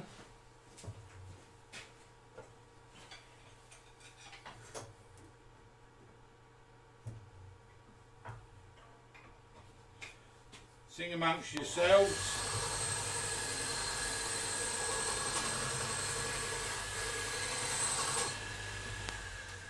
Sing amongst yourselves, but whatever you do, don't sing Land of Hope and Glory. You're not allowed. Right. Have you got any shavings on that thing? Huh? Have you got any shavings on that lens? What lens? Well, I can't focus it. There's something on it. Where? On that lens. What lens? The This lens, one? Yeah, well, the one that you were using. That one? Yeah, that one. How's that? A bit better. So just coming in here, just trying to tidy this curve up.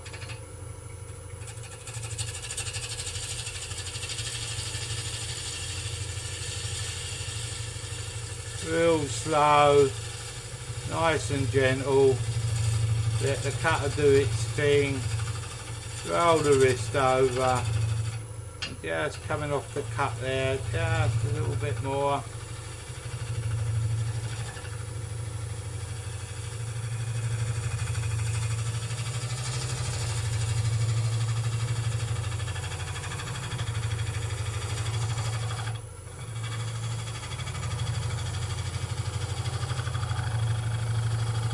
Just trying to float the gouge around into here.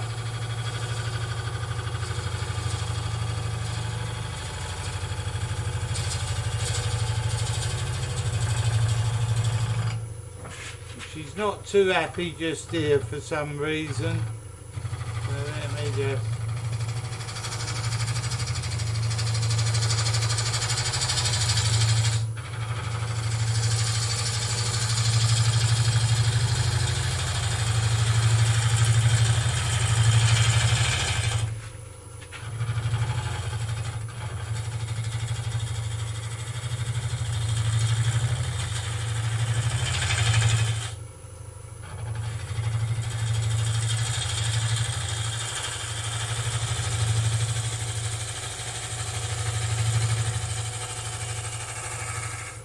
Right, that's getting us there. We've got bulb at the bottom where we'll just get into the bottom in a moment, bring this down, and then we've got our outside shape. I don't think we're going to get this project finished today, so it might be a two-part demo, but this is the turning part. We'll do the hollering part next week. Unless we want to carry on, I don't mind.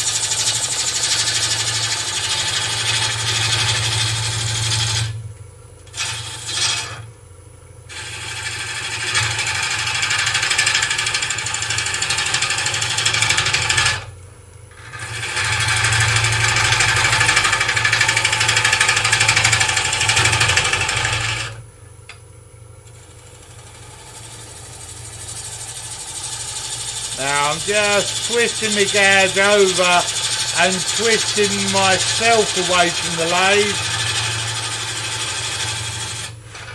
to get a funnel at the other end.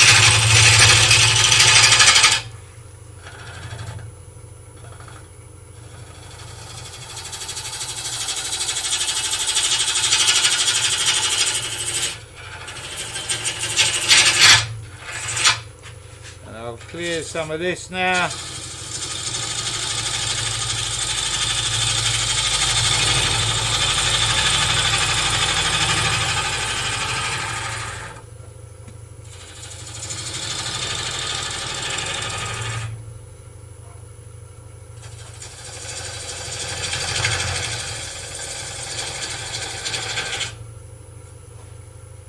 I'm just trying to make this flow in the middle now. And we will be about there.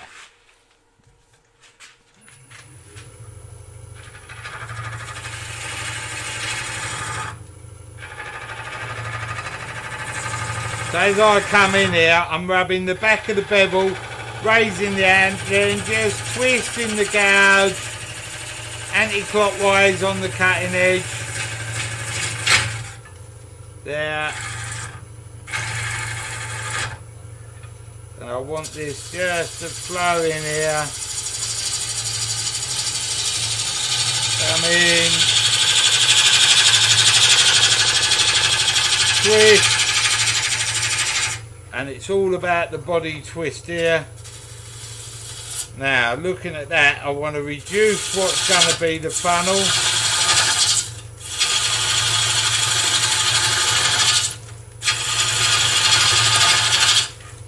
Somewhere like that.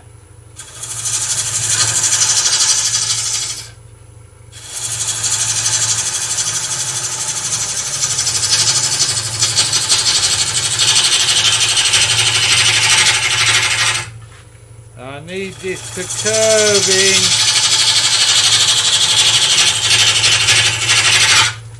So what I'm doing is I'm raising my hand and twisting my wrist anti-clockwise just slowly.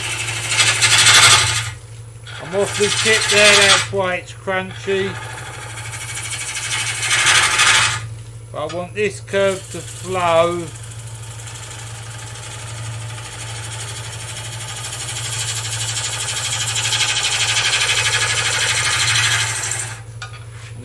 come in here.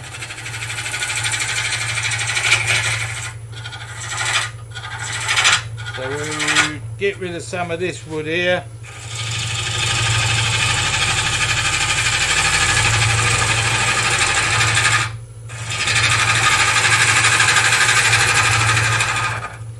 That's it, and now we just bring the curve in.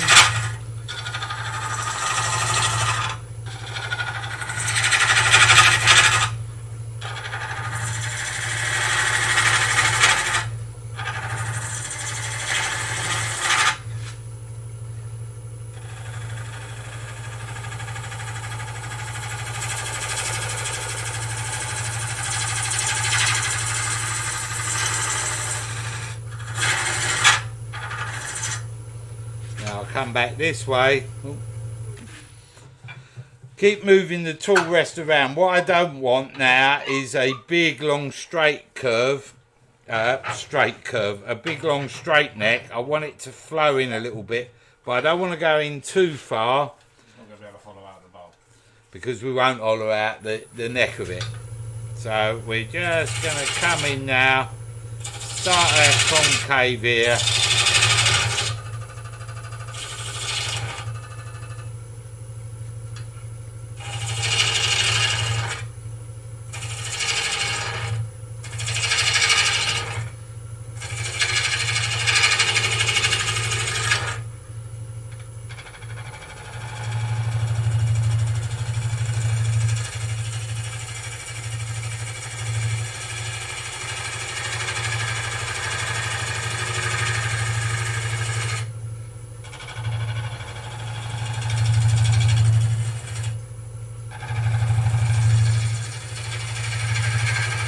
Now this is all done with the body and little twists of the gouge.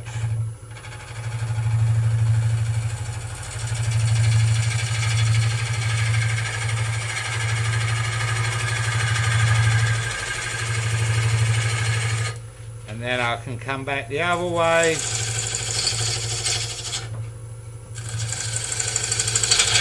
Remove some of this.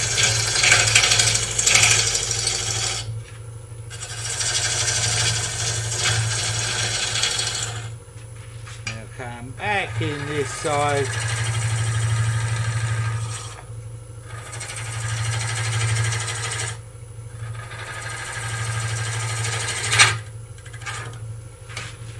Get rid of some of this waste.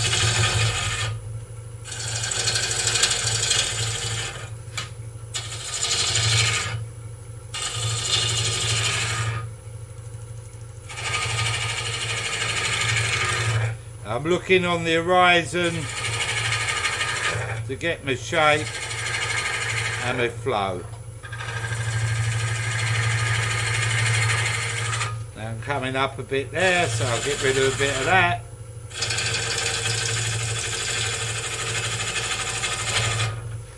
And then round here.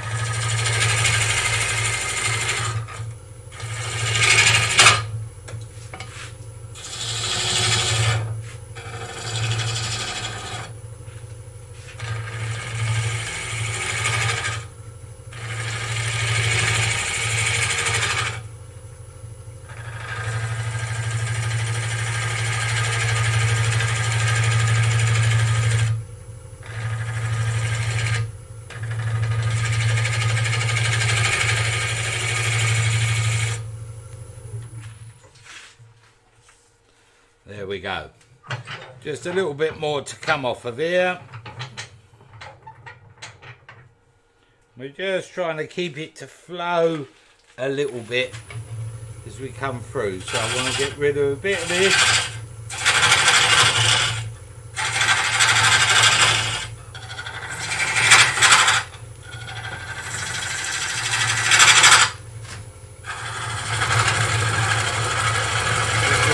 This waste here, I can parallel that so I can just get in here.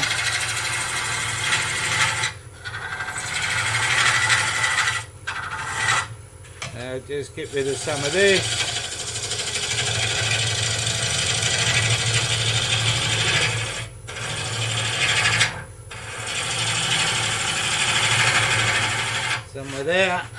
Bring that back in.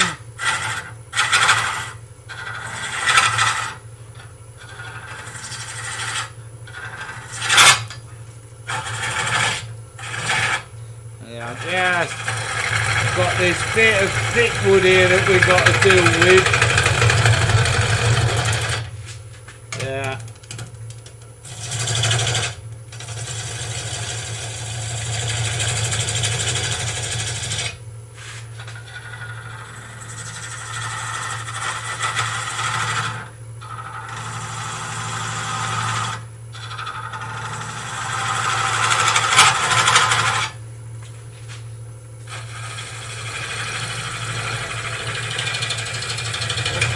Of the neck of that. The diameter of the neck of this is going to be around about 2.5 to 3 inches, and then we'll sort the top out afterwards. So we bowl down, come in here, and now we just bring the tool rest around just into there, and we'll just balance this last little bit out here.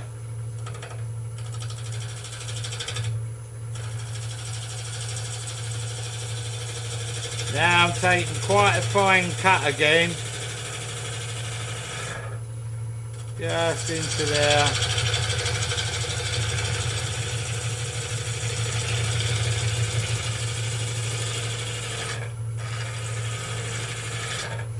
Now I want to come back this side.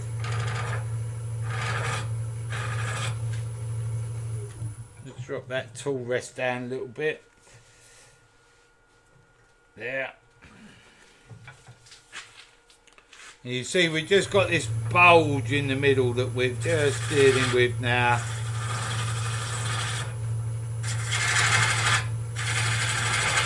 Look at that.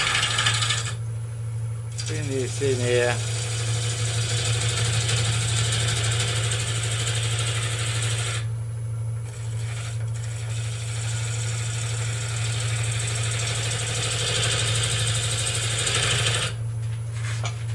Coming in this side, bring this in.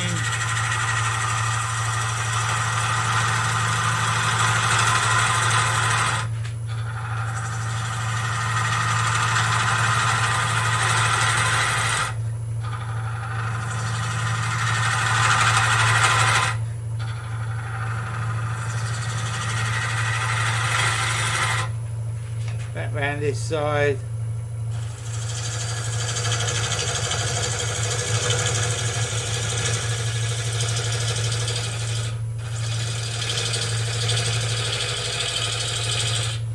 Just get rid of that bit.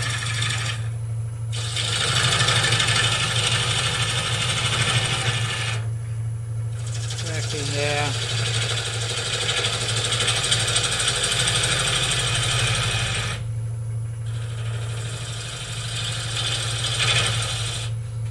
Back in here.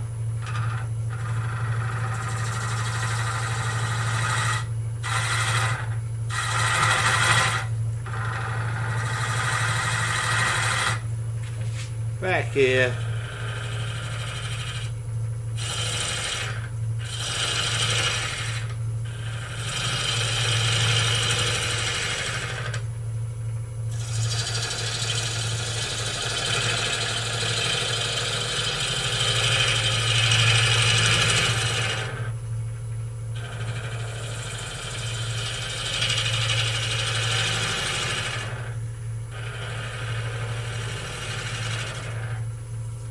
Just got a little bump in here I want to get rid of.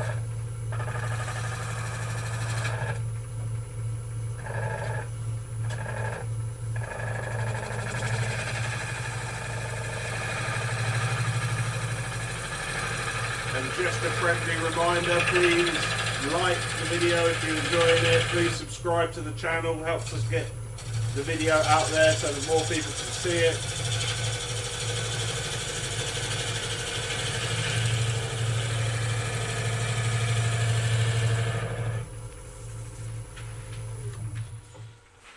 Right, I've just got to come back where we've come down with the neck.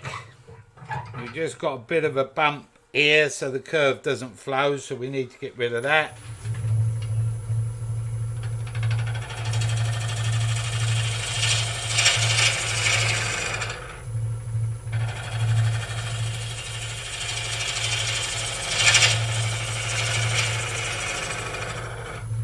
somewhere there like that. Now, there's a bit of a wobble on here now. Someone just said you could have turned that into a captive ring.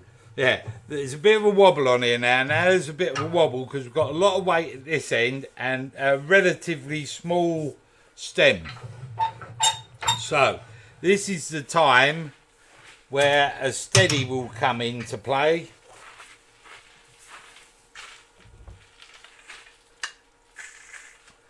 Here. So we just get a steady on here. Oop, if I can get that to go through there. Maybe not. Might have to just remove this bottom plate. It's not playing ball. And I've got to sort of hook it over it rather than. I'll switch the camera angle so you can show it. So I come round, come into here. Drop your elbow. Drop my elbow, drop that. And oh, my old knees. Don't worry about my old knees. Wind that round into there. And I just fix this down.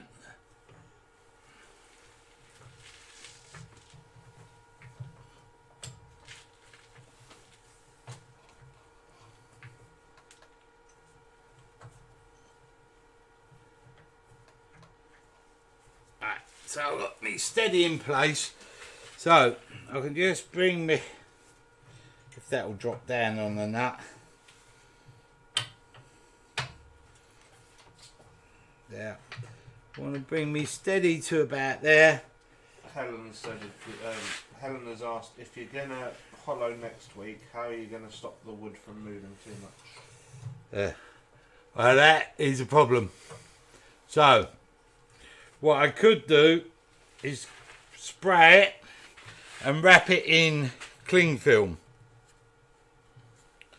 Could do that. Or I quickly see if I can holler it now for you. That'll be the other way. Now this is already moved. We're off centre, so this is moving quite a bit already. So what you would do in this scenario is start spraying the wood to keep it moist. So if I turn the speed down, let's see how we're doing now. Oh, wow.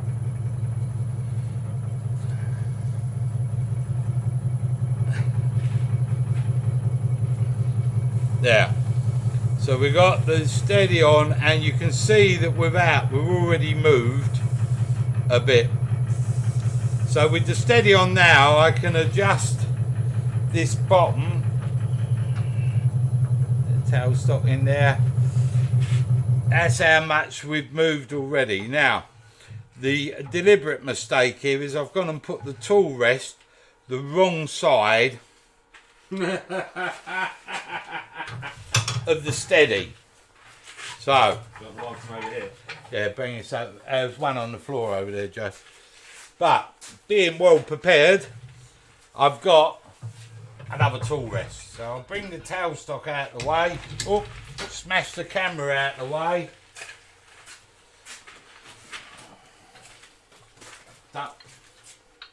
And I can just slide in another tool rest, otherwise I'm taking the steady off again. Smash the camera.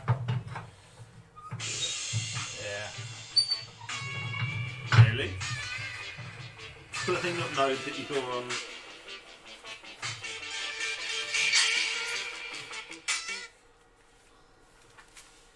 Some people. Right, I don't know. So I've got a handle of a tool in the way. There we go. It's getting a bit frantic. Let's get rid of that tool. Okay. Bring my tailstock back up. I've just got to bring this bulb back into round. Bash the camera again.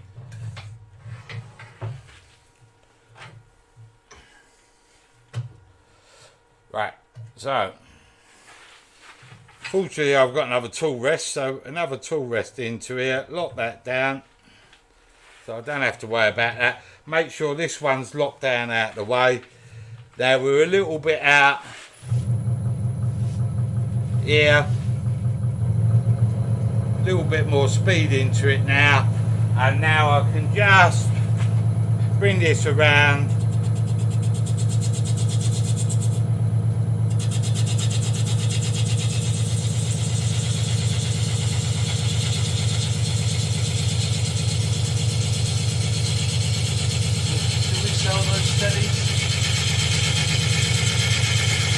Yeah, Yes, those steadies are available on Oliver's Woodturning. they're part of the Stratos range, but they fix the 1628.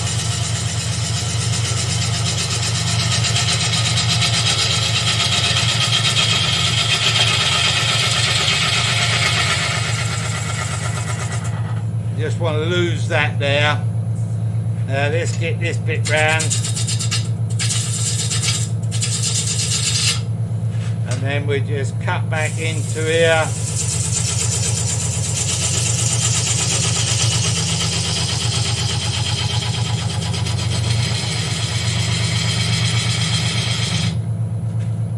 And then right round here.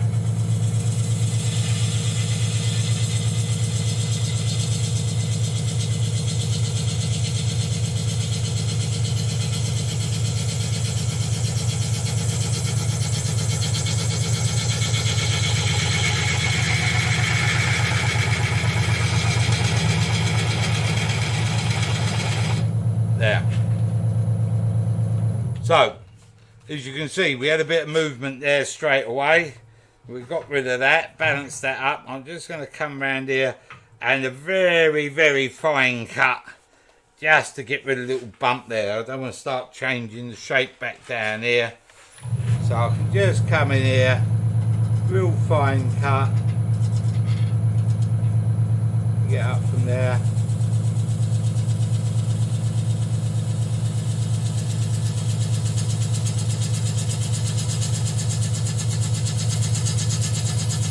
Little lift of the handle as we come through here.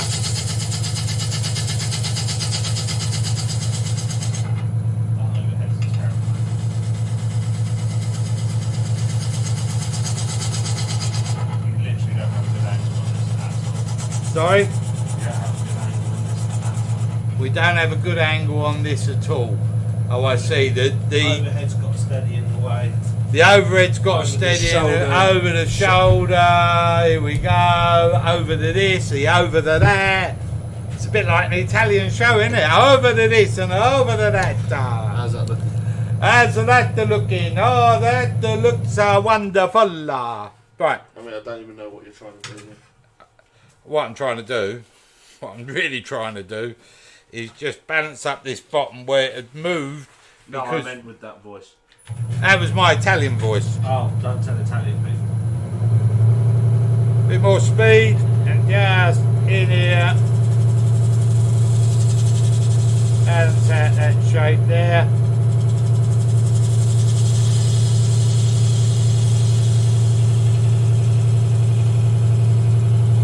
Is there a colour chart for unicorn spit?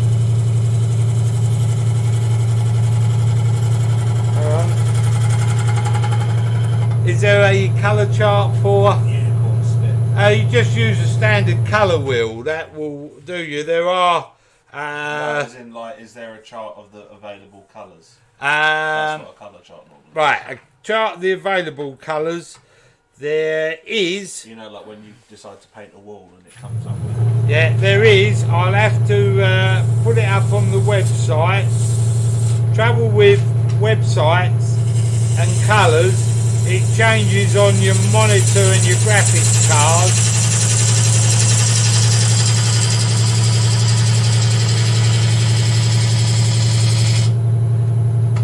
So what I'm doing now is just trying to get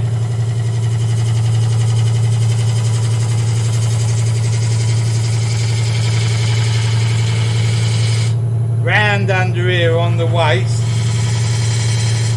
So what I want is a smaller gouge. I've got a little quarter gouge somewhere. I don't know if it's over here or over there. Let me just find a quarter gouge.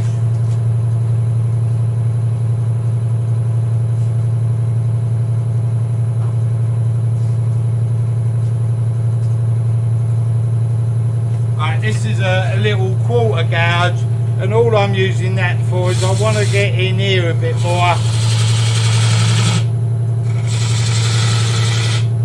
and cut this under.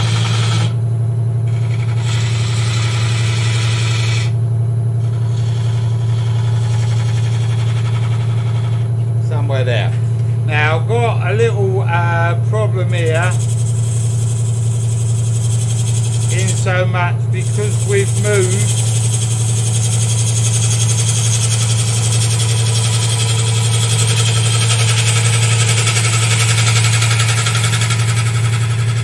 I've just got to do that, and now I've just got to sort this spigot out in case we need to use it.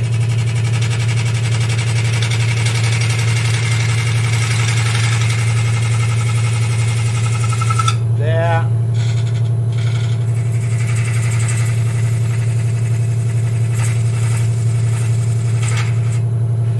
There. All the base tenon need truing as well. I've just trued it. Because we were out, it was oscillating. That's a good word, isn't it? It was oscillating, so I've unoscillated it. Where did you learn that word? Okay? Unoscillate. To unoscillate. No, that's not a word. There you go, back to normal. Back to normal.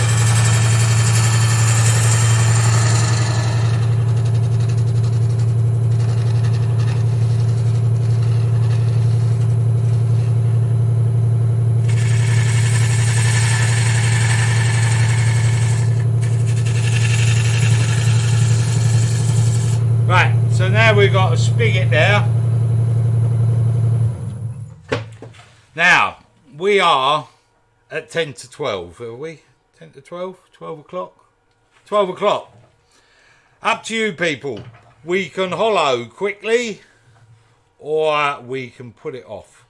Please Vote post your now. suggestions in the comments. Yes for carry on, no. If you want to carry on, I shall carry on. Saturday. Bring this round and show you what we do to get into the bottom of this bowl. While you're deciding, I'm just refining the shape a little bit. Once again, that's yes to carry on turning, no to do it next week. So I'm just going to come in with my... Follow, yes, yes, keep going, carry on, thumbs up, yes, yes, yes. Looks like we're carrying on. Right, we'll carry on and we'll get it hollowed. Does this not know I've got a sausage sandwich waiting for me? So there.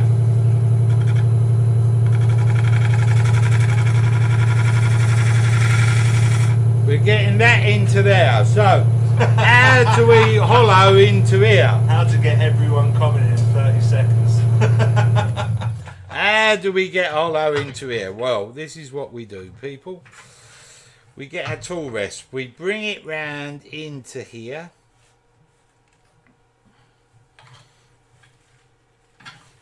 And we use a parting tool, and on the joint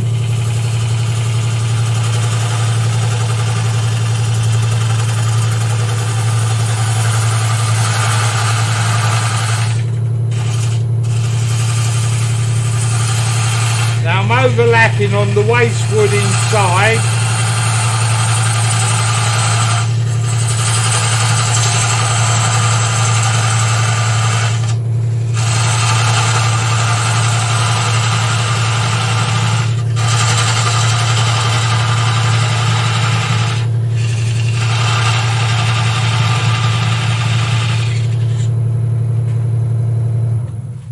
Stop that and see how far we've got to go. Oop, knock the tool rest out. Yeah, we've got a little way to go. I can't really see in there.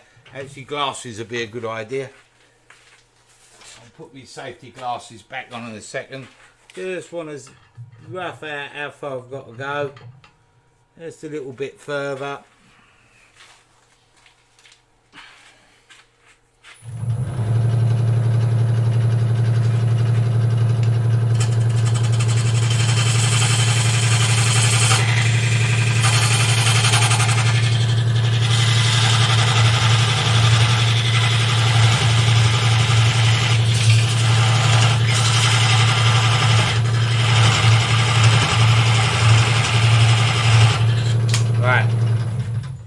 We're nearly there.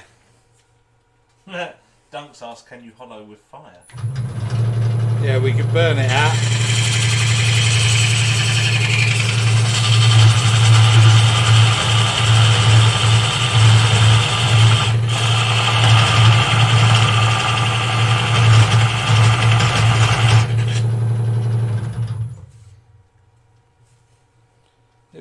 more. Can't really see in there to see where I'm at. I think I've got about ½ inch or so to go. I can't see where you are either.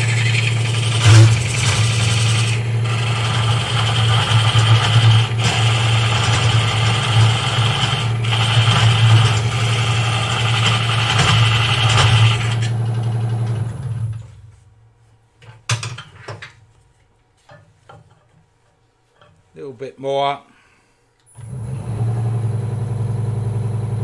Turn the speed down a little bit as we come in here.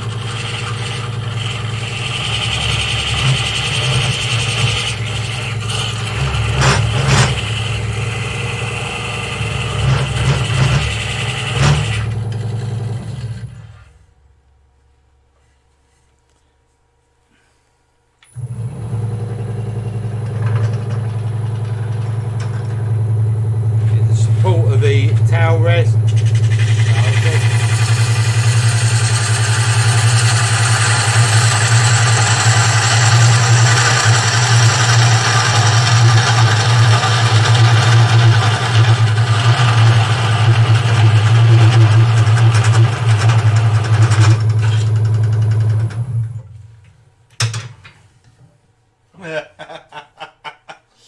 Bit more. I think Anne might have a bit of delay on the playback. And Yeah, she's just said yes. all right.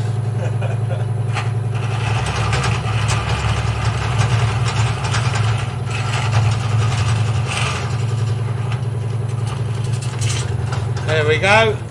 Right, so we're through.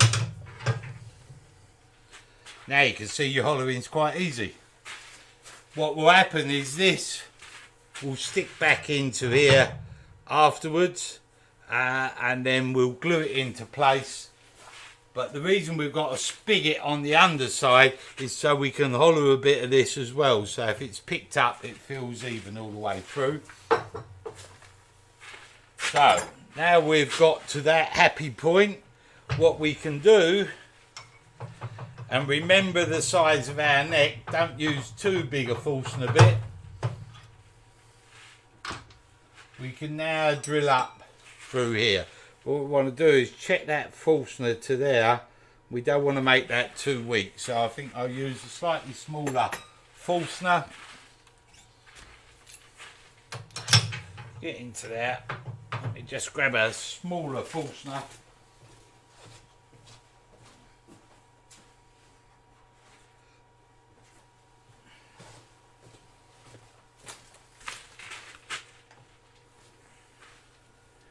Just checking that against there. I'll go down one more.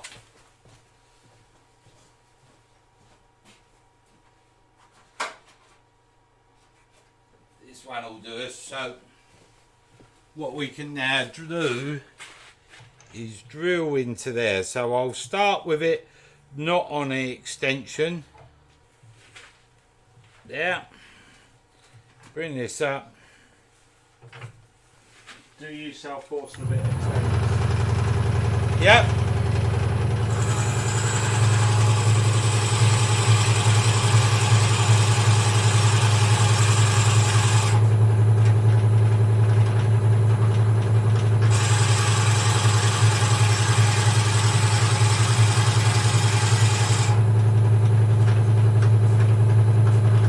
Always remember to back wind this so you don't get stuck.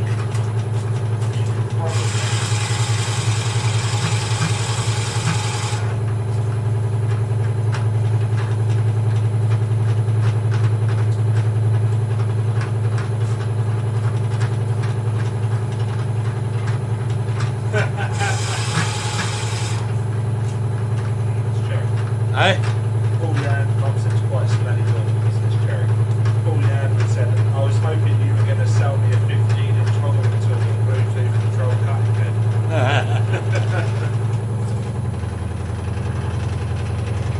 I'll stop that for a minute. We'll put an extension in here.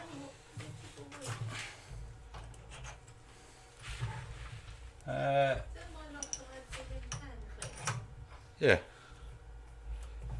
Yeah, it's Karen's just turned up and she said, Is that the log I had my hand cleaner on? We had some hand cleaner outside the door and she'd sat it on a log. Unfortunately, that was her log. Well, her log is no more. So there, we'll lock this off. Oh, there's the camera again. Turn it on. Support this in.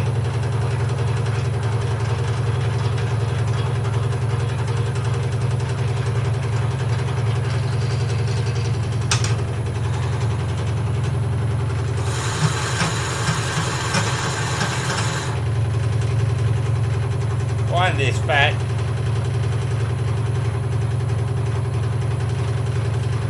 Now I'm going to stop about there because I think that's got us into, let me just check.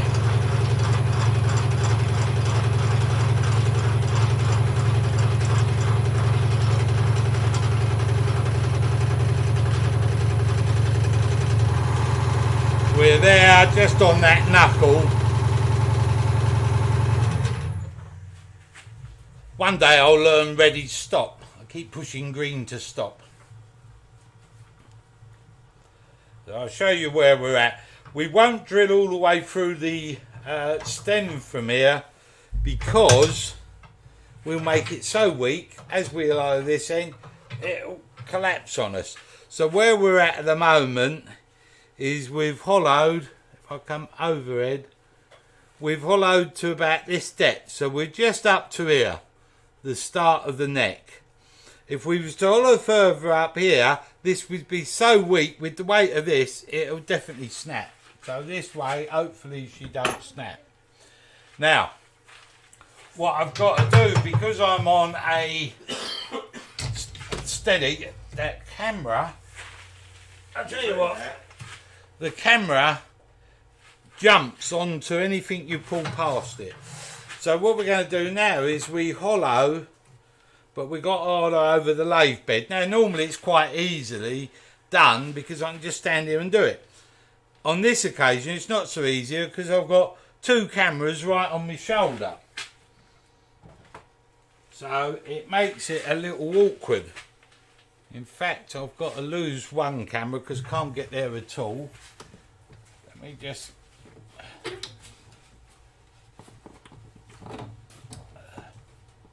move that off of there. Sorry. Move that back over there somewhere.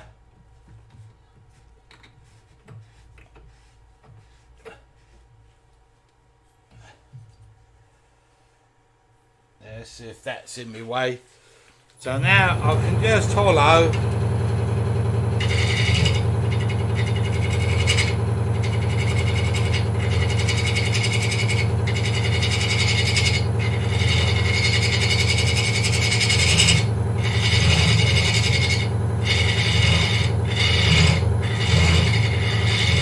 They've got to be light cuts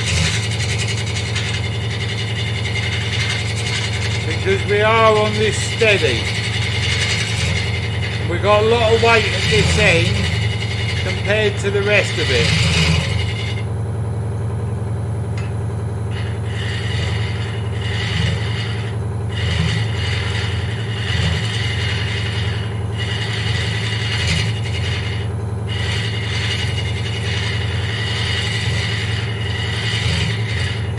Just brushing the cutter around, just gently.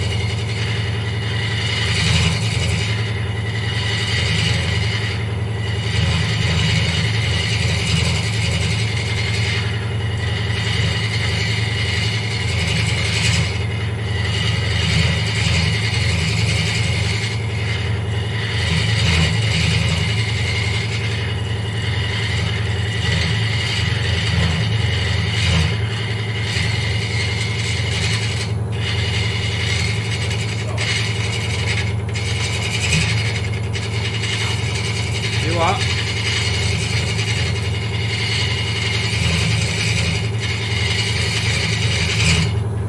So if you switch to the side, you get much better angle. Right, they're on side. I've just got to get rid of that camera. That's really in my way. No, this one. Let's put it up there or so. Right, we've just lost the camera. That's right in my way. A bit of a technical adjustment. That's better. I can get on the end of the lathe now, so I'm in the right position. Just drop that tool rest a little. Hopefully you can see what's going on. What cutter? It's the Simon Oak 6mm carbide cutter. I do most of my hollowing with one of these.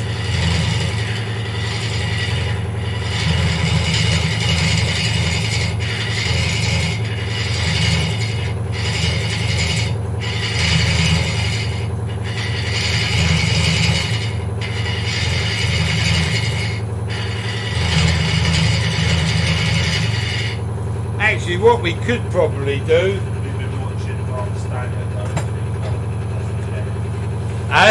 Eric's on. Watch Mark Stanley. I taught Mark all he knows. We can actually holler it like a bowl.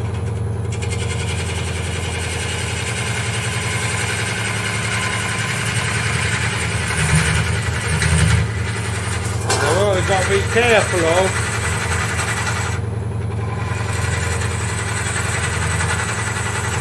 there's no sharp movement.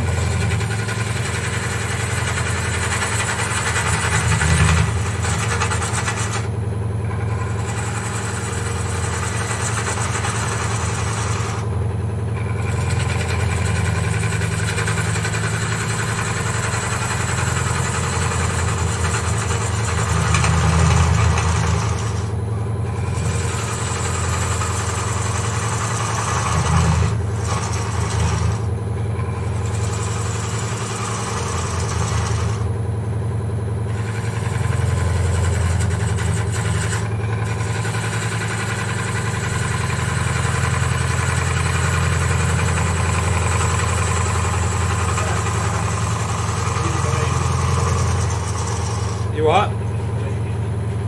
He didn't believe me? No. Yeah, I spent a bit of time with Mark and learnt a few of his little tricks.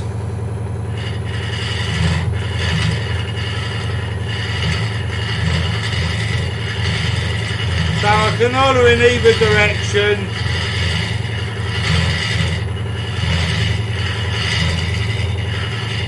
And then I can come over to here.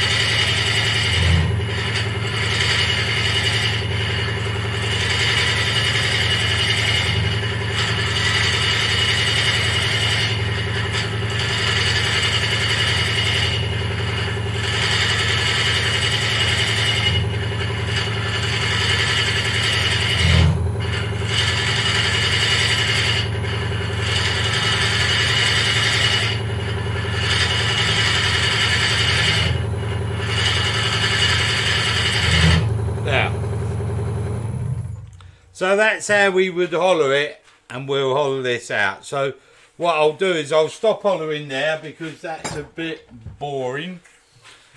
I will holler it out once I turn the cameras off. I'll get it hollowed today, this bit, because it's wet and it's moving a bit. I don't want it to distort too much. And then what will happen... Duncan's just said, why hollow the base out? do you need to if it's a vase?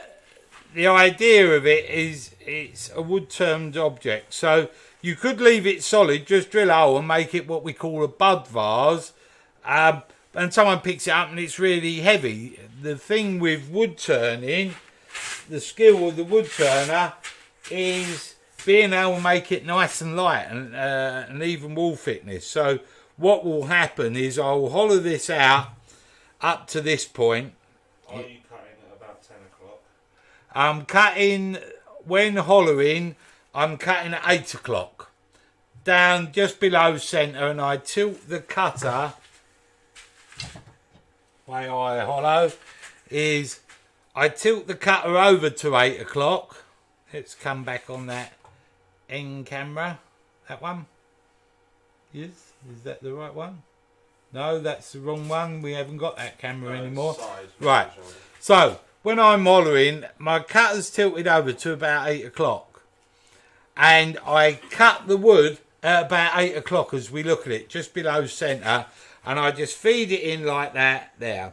If I want to really rip some wood away, I can bring the cutter up parallel, 9 o'clock.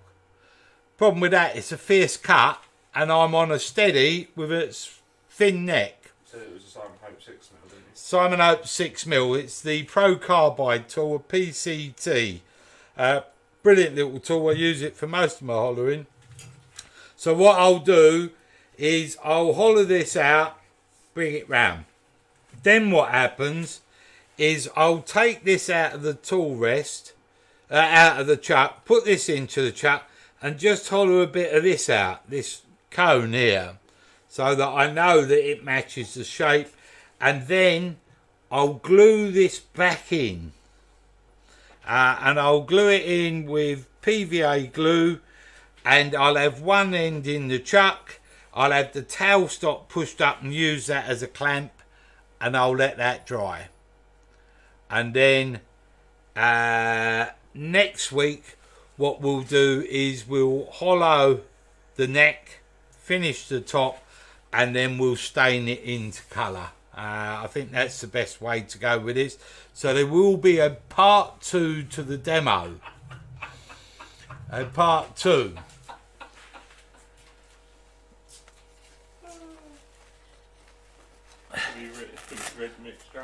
Michael Stratton. On the Pat Carroll demonstrations, you're barred from talking. On the Ed Oliver demonstrations, you're about to be barred from typing.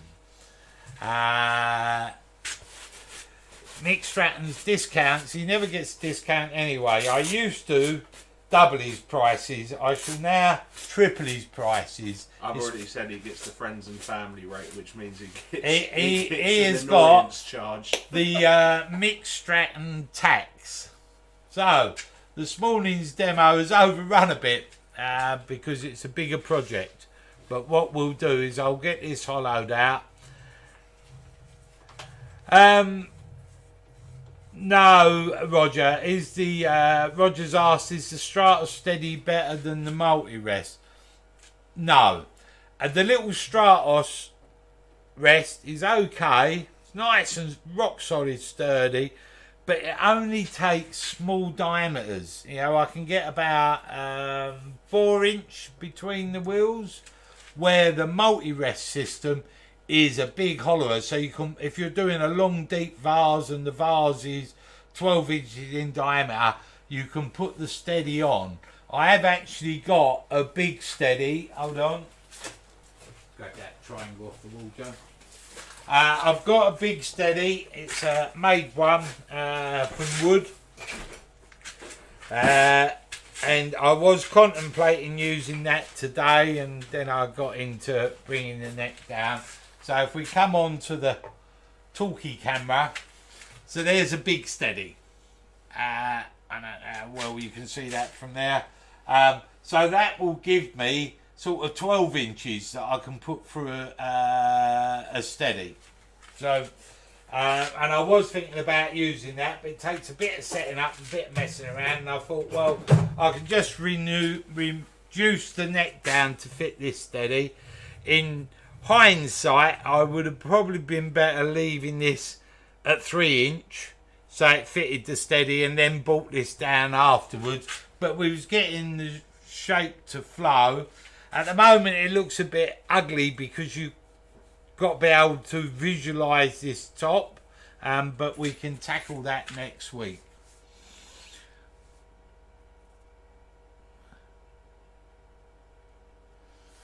Right, so if we've got any more questions, far away. If we haven't, then what I'll do is I'll hang around, have a chat, then I'll go for a coffee, then I'll come back and I'll get this hollowed out, and then next week I'll glue the base in. Just quickly, I'm going to interrupt him.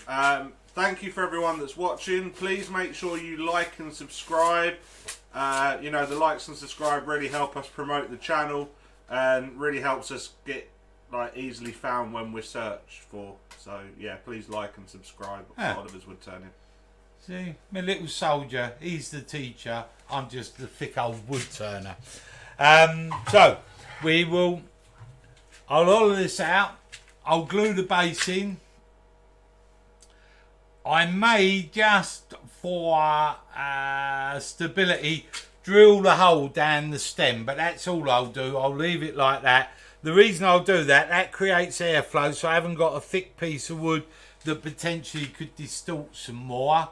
And then next week we'll tidy up the top. I'll show you how it's all done, but I'll glue the base back in. Martin's paint's arrived. Oh, you got your paints today, Martin. That's DPD Super Service, isn't it? DPD are pretty good at the moment. What they do is, if they've got deliveries for the Monday or the Tuesday in this case, because everybody, it's bank holiday weekend, you've got a day off. They get rid of deliveries on Saturday, so that's good. Thanks, Pete. Yeah, Joe, have a great back to work, back to school. The government seems to think that the children can't contract COVID, so they're all right. But haven't anybody mentioned that the teachers, not maybe so much in Joe's age group, but there's a lot of older teachers there with ailments. They're going to be in the direct firing line, aren't they? So, yeah, not good. Thanks, Derek. We shall talk soon, yeah. Take care of yourself. Sorry to hear your news. No, I don't need an idiot sheet to operate the cameras. I just switch off when Joe's about. Otherwise, I use my full intellect and technical know-how.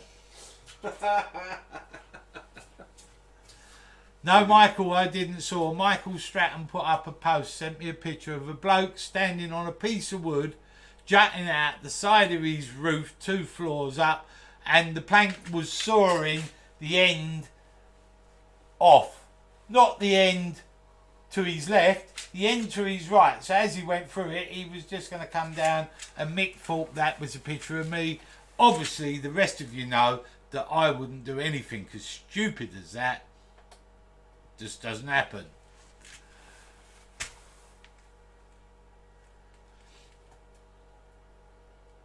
Colin, wow, that was different. Well, it was different, Colin. We didn't get to throw the paint around. It took a bit longer than anticipated. We'll throw paint next week. Next week will be paint throwing week. Thanks, James. Glad you enjoyed it. Derek, don't roll around on the floor, you'll get dirty. Thanks, Paul. There, Oliver Woodturning part 2, a 2-part demo. How's that? To be continued. You are so spoiled. I'll have to come up with a title for it, won't I? Yeah. Back to the Turning 2. Woodturning 2. DeLorean back to the woodturning. Thanks, Nick. Glad you enjoyed it. Yeah, there will be a part 2, otherwise it will be a virtually all-day demo. I think there's a good hours holler in there because you've got to cut it so lightly. We don't want any problem. Yeah, Karen has ironed Joseph's uniform, Michael, so he'll be alright. He's just lost his cap. He's not allowed to wear his Saints cap to school.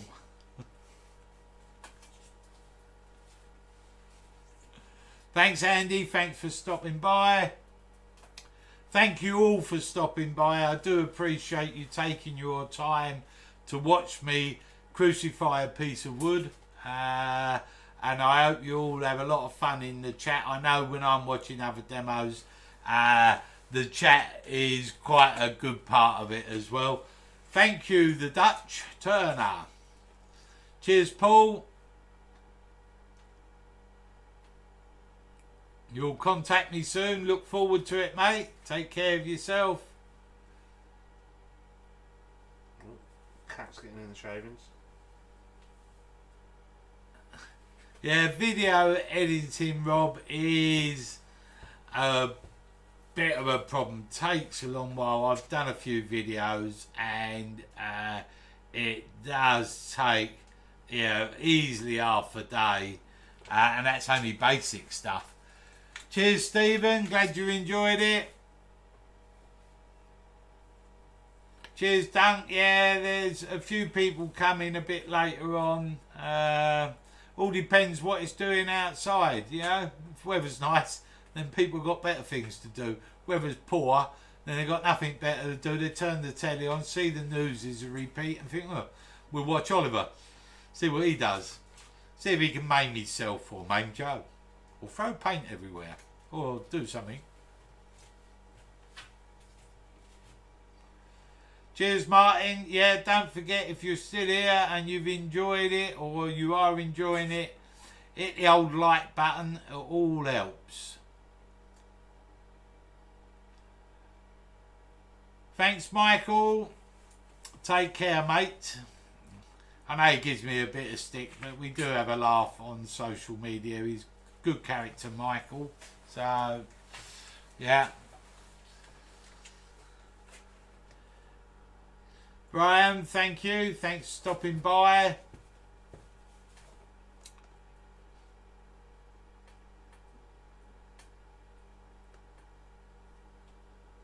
Normal thank yous. Right, everybody.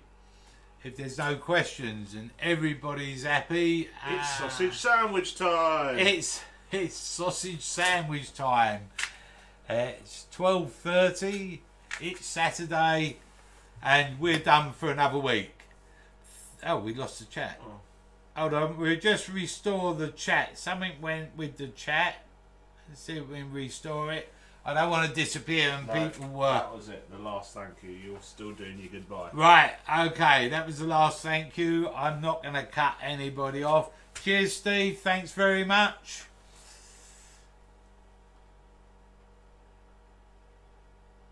Cheers, Pete. Thanks again. Right, people, thanks for stopping by. Glad you've enjoyed your Saturday morning. Bacon butty time, Derek. You got it. Bacon butty, nice mug of tea, and then we start again. Thanks, Richard. Thank you. Yeah, doesn't cost anything to do a quick thumbs up. All helps. So, okay, everybody. Thanks for watching. Hope you've enjoyed yourselves. And I look forward to you coming back next week and we finish this bowl and do the colouring. No, and stuff. Dave, a hot dog's in a bun. Completely So, different. thanks all for stopping by. Look forward to seeing you again on the other side. Have a good week. Thanks a lot. Goodbye. Bye.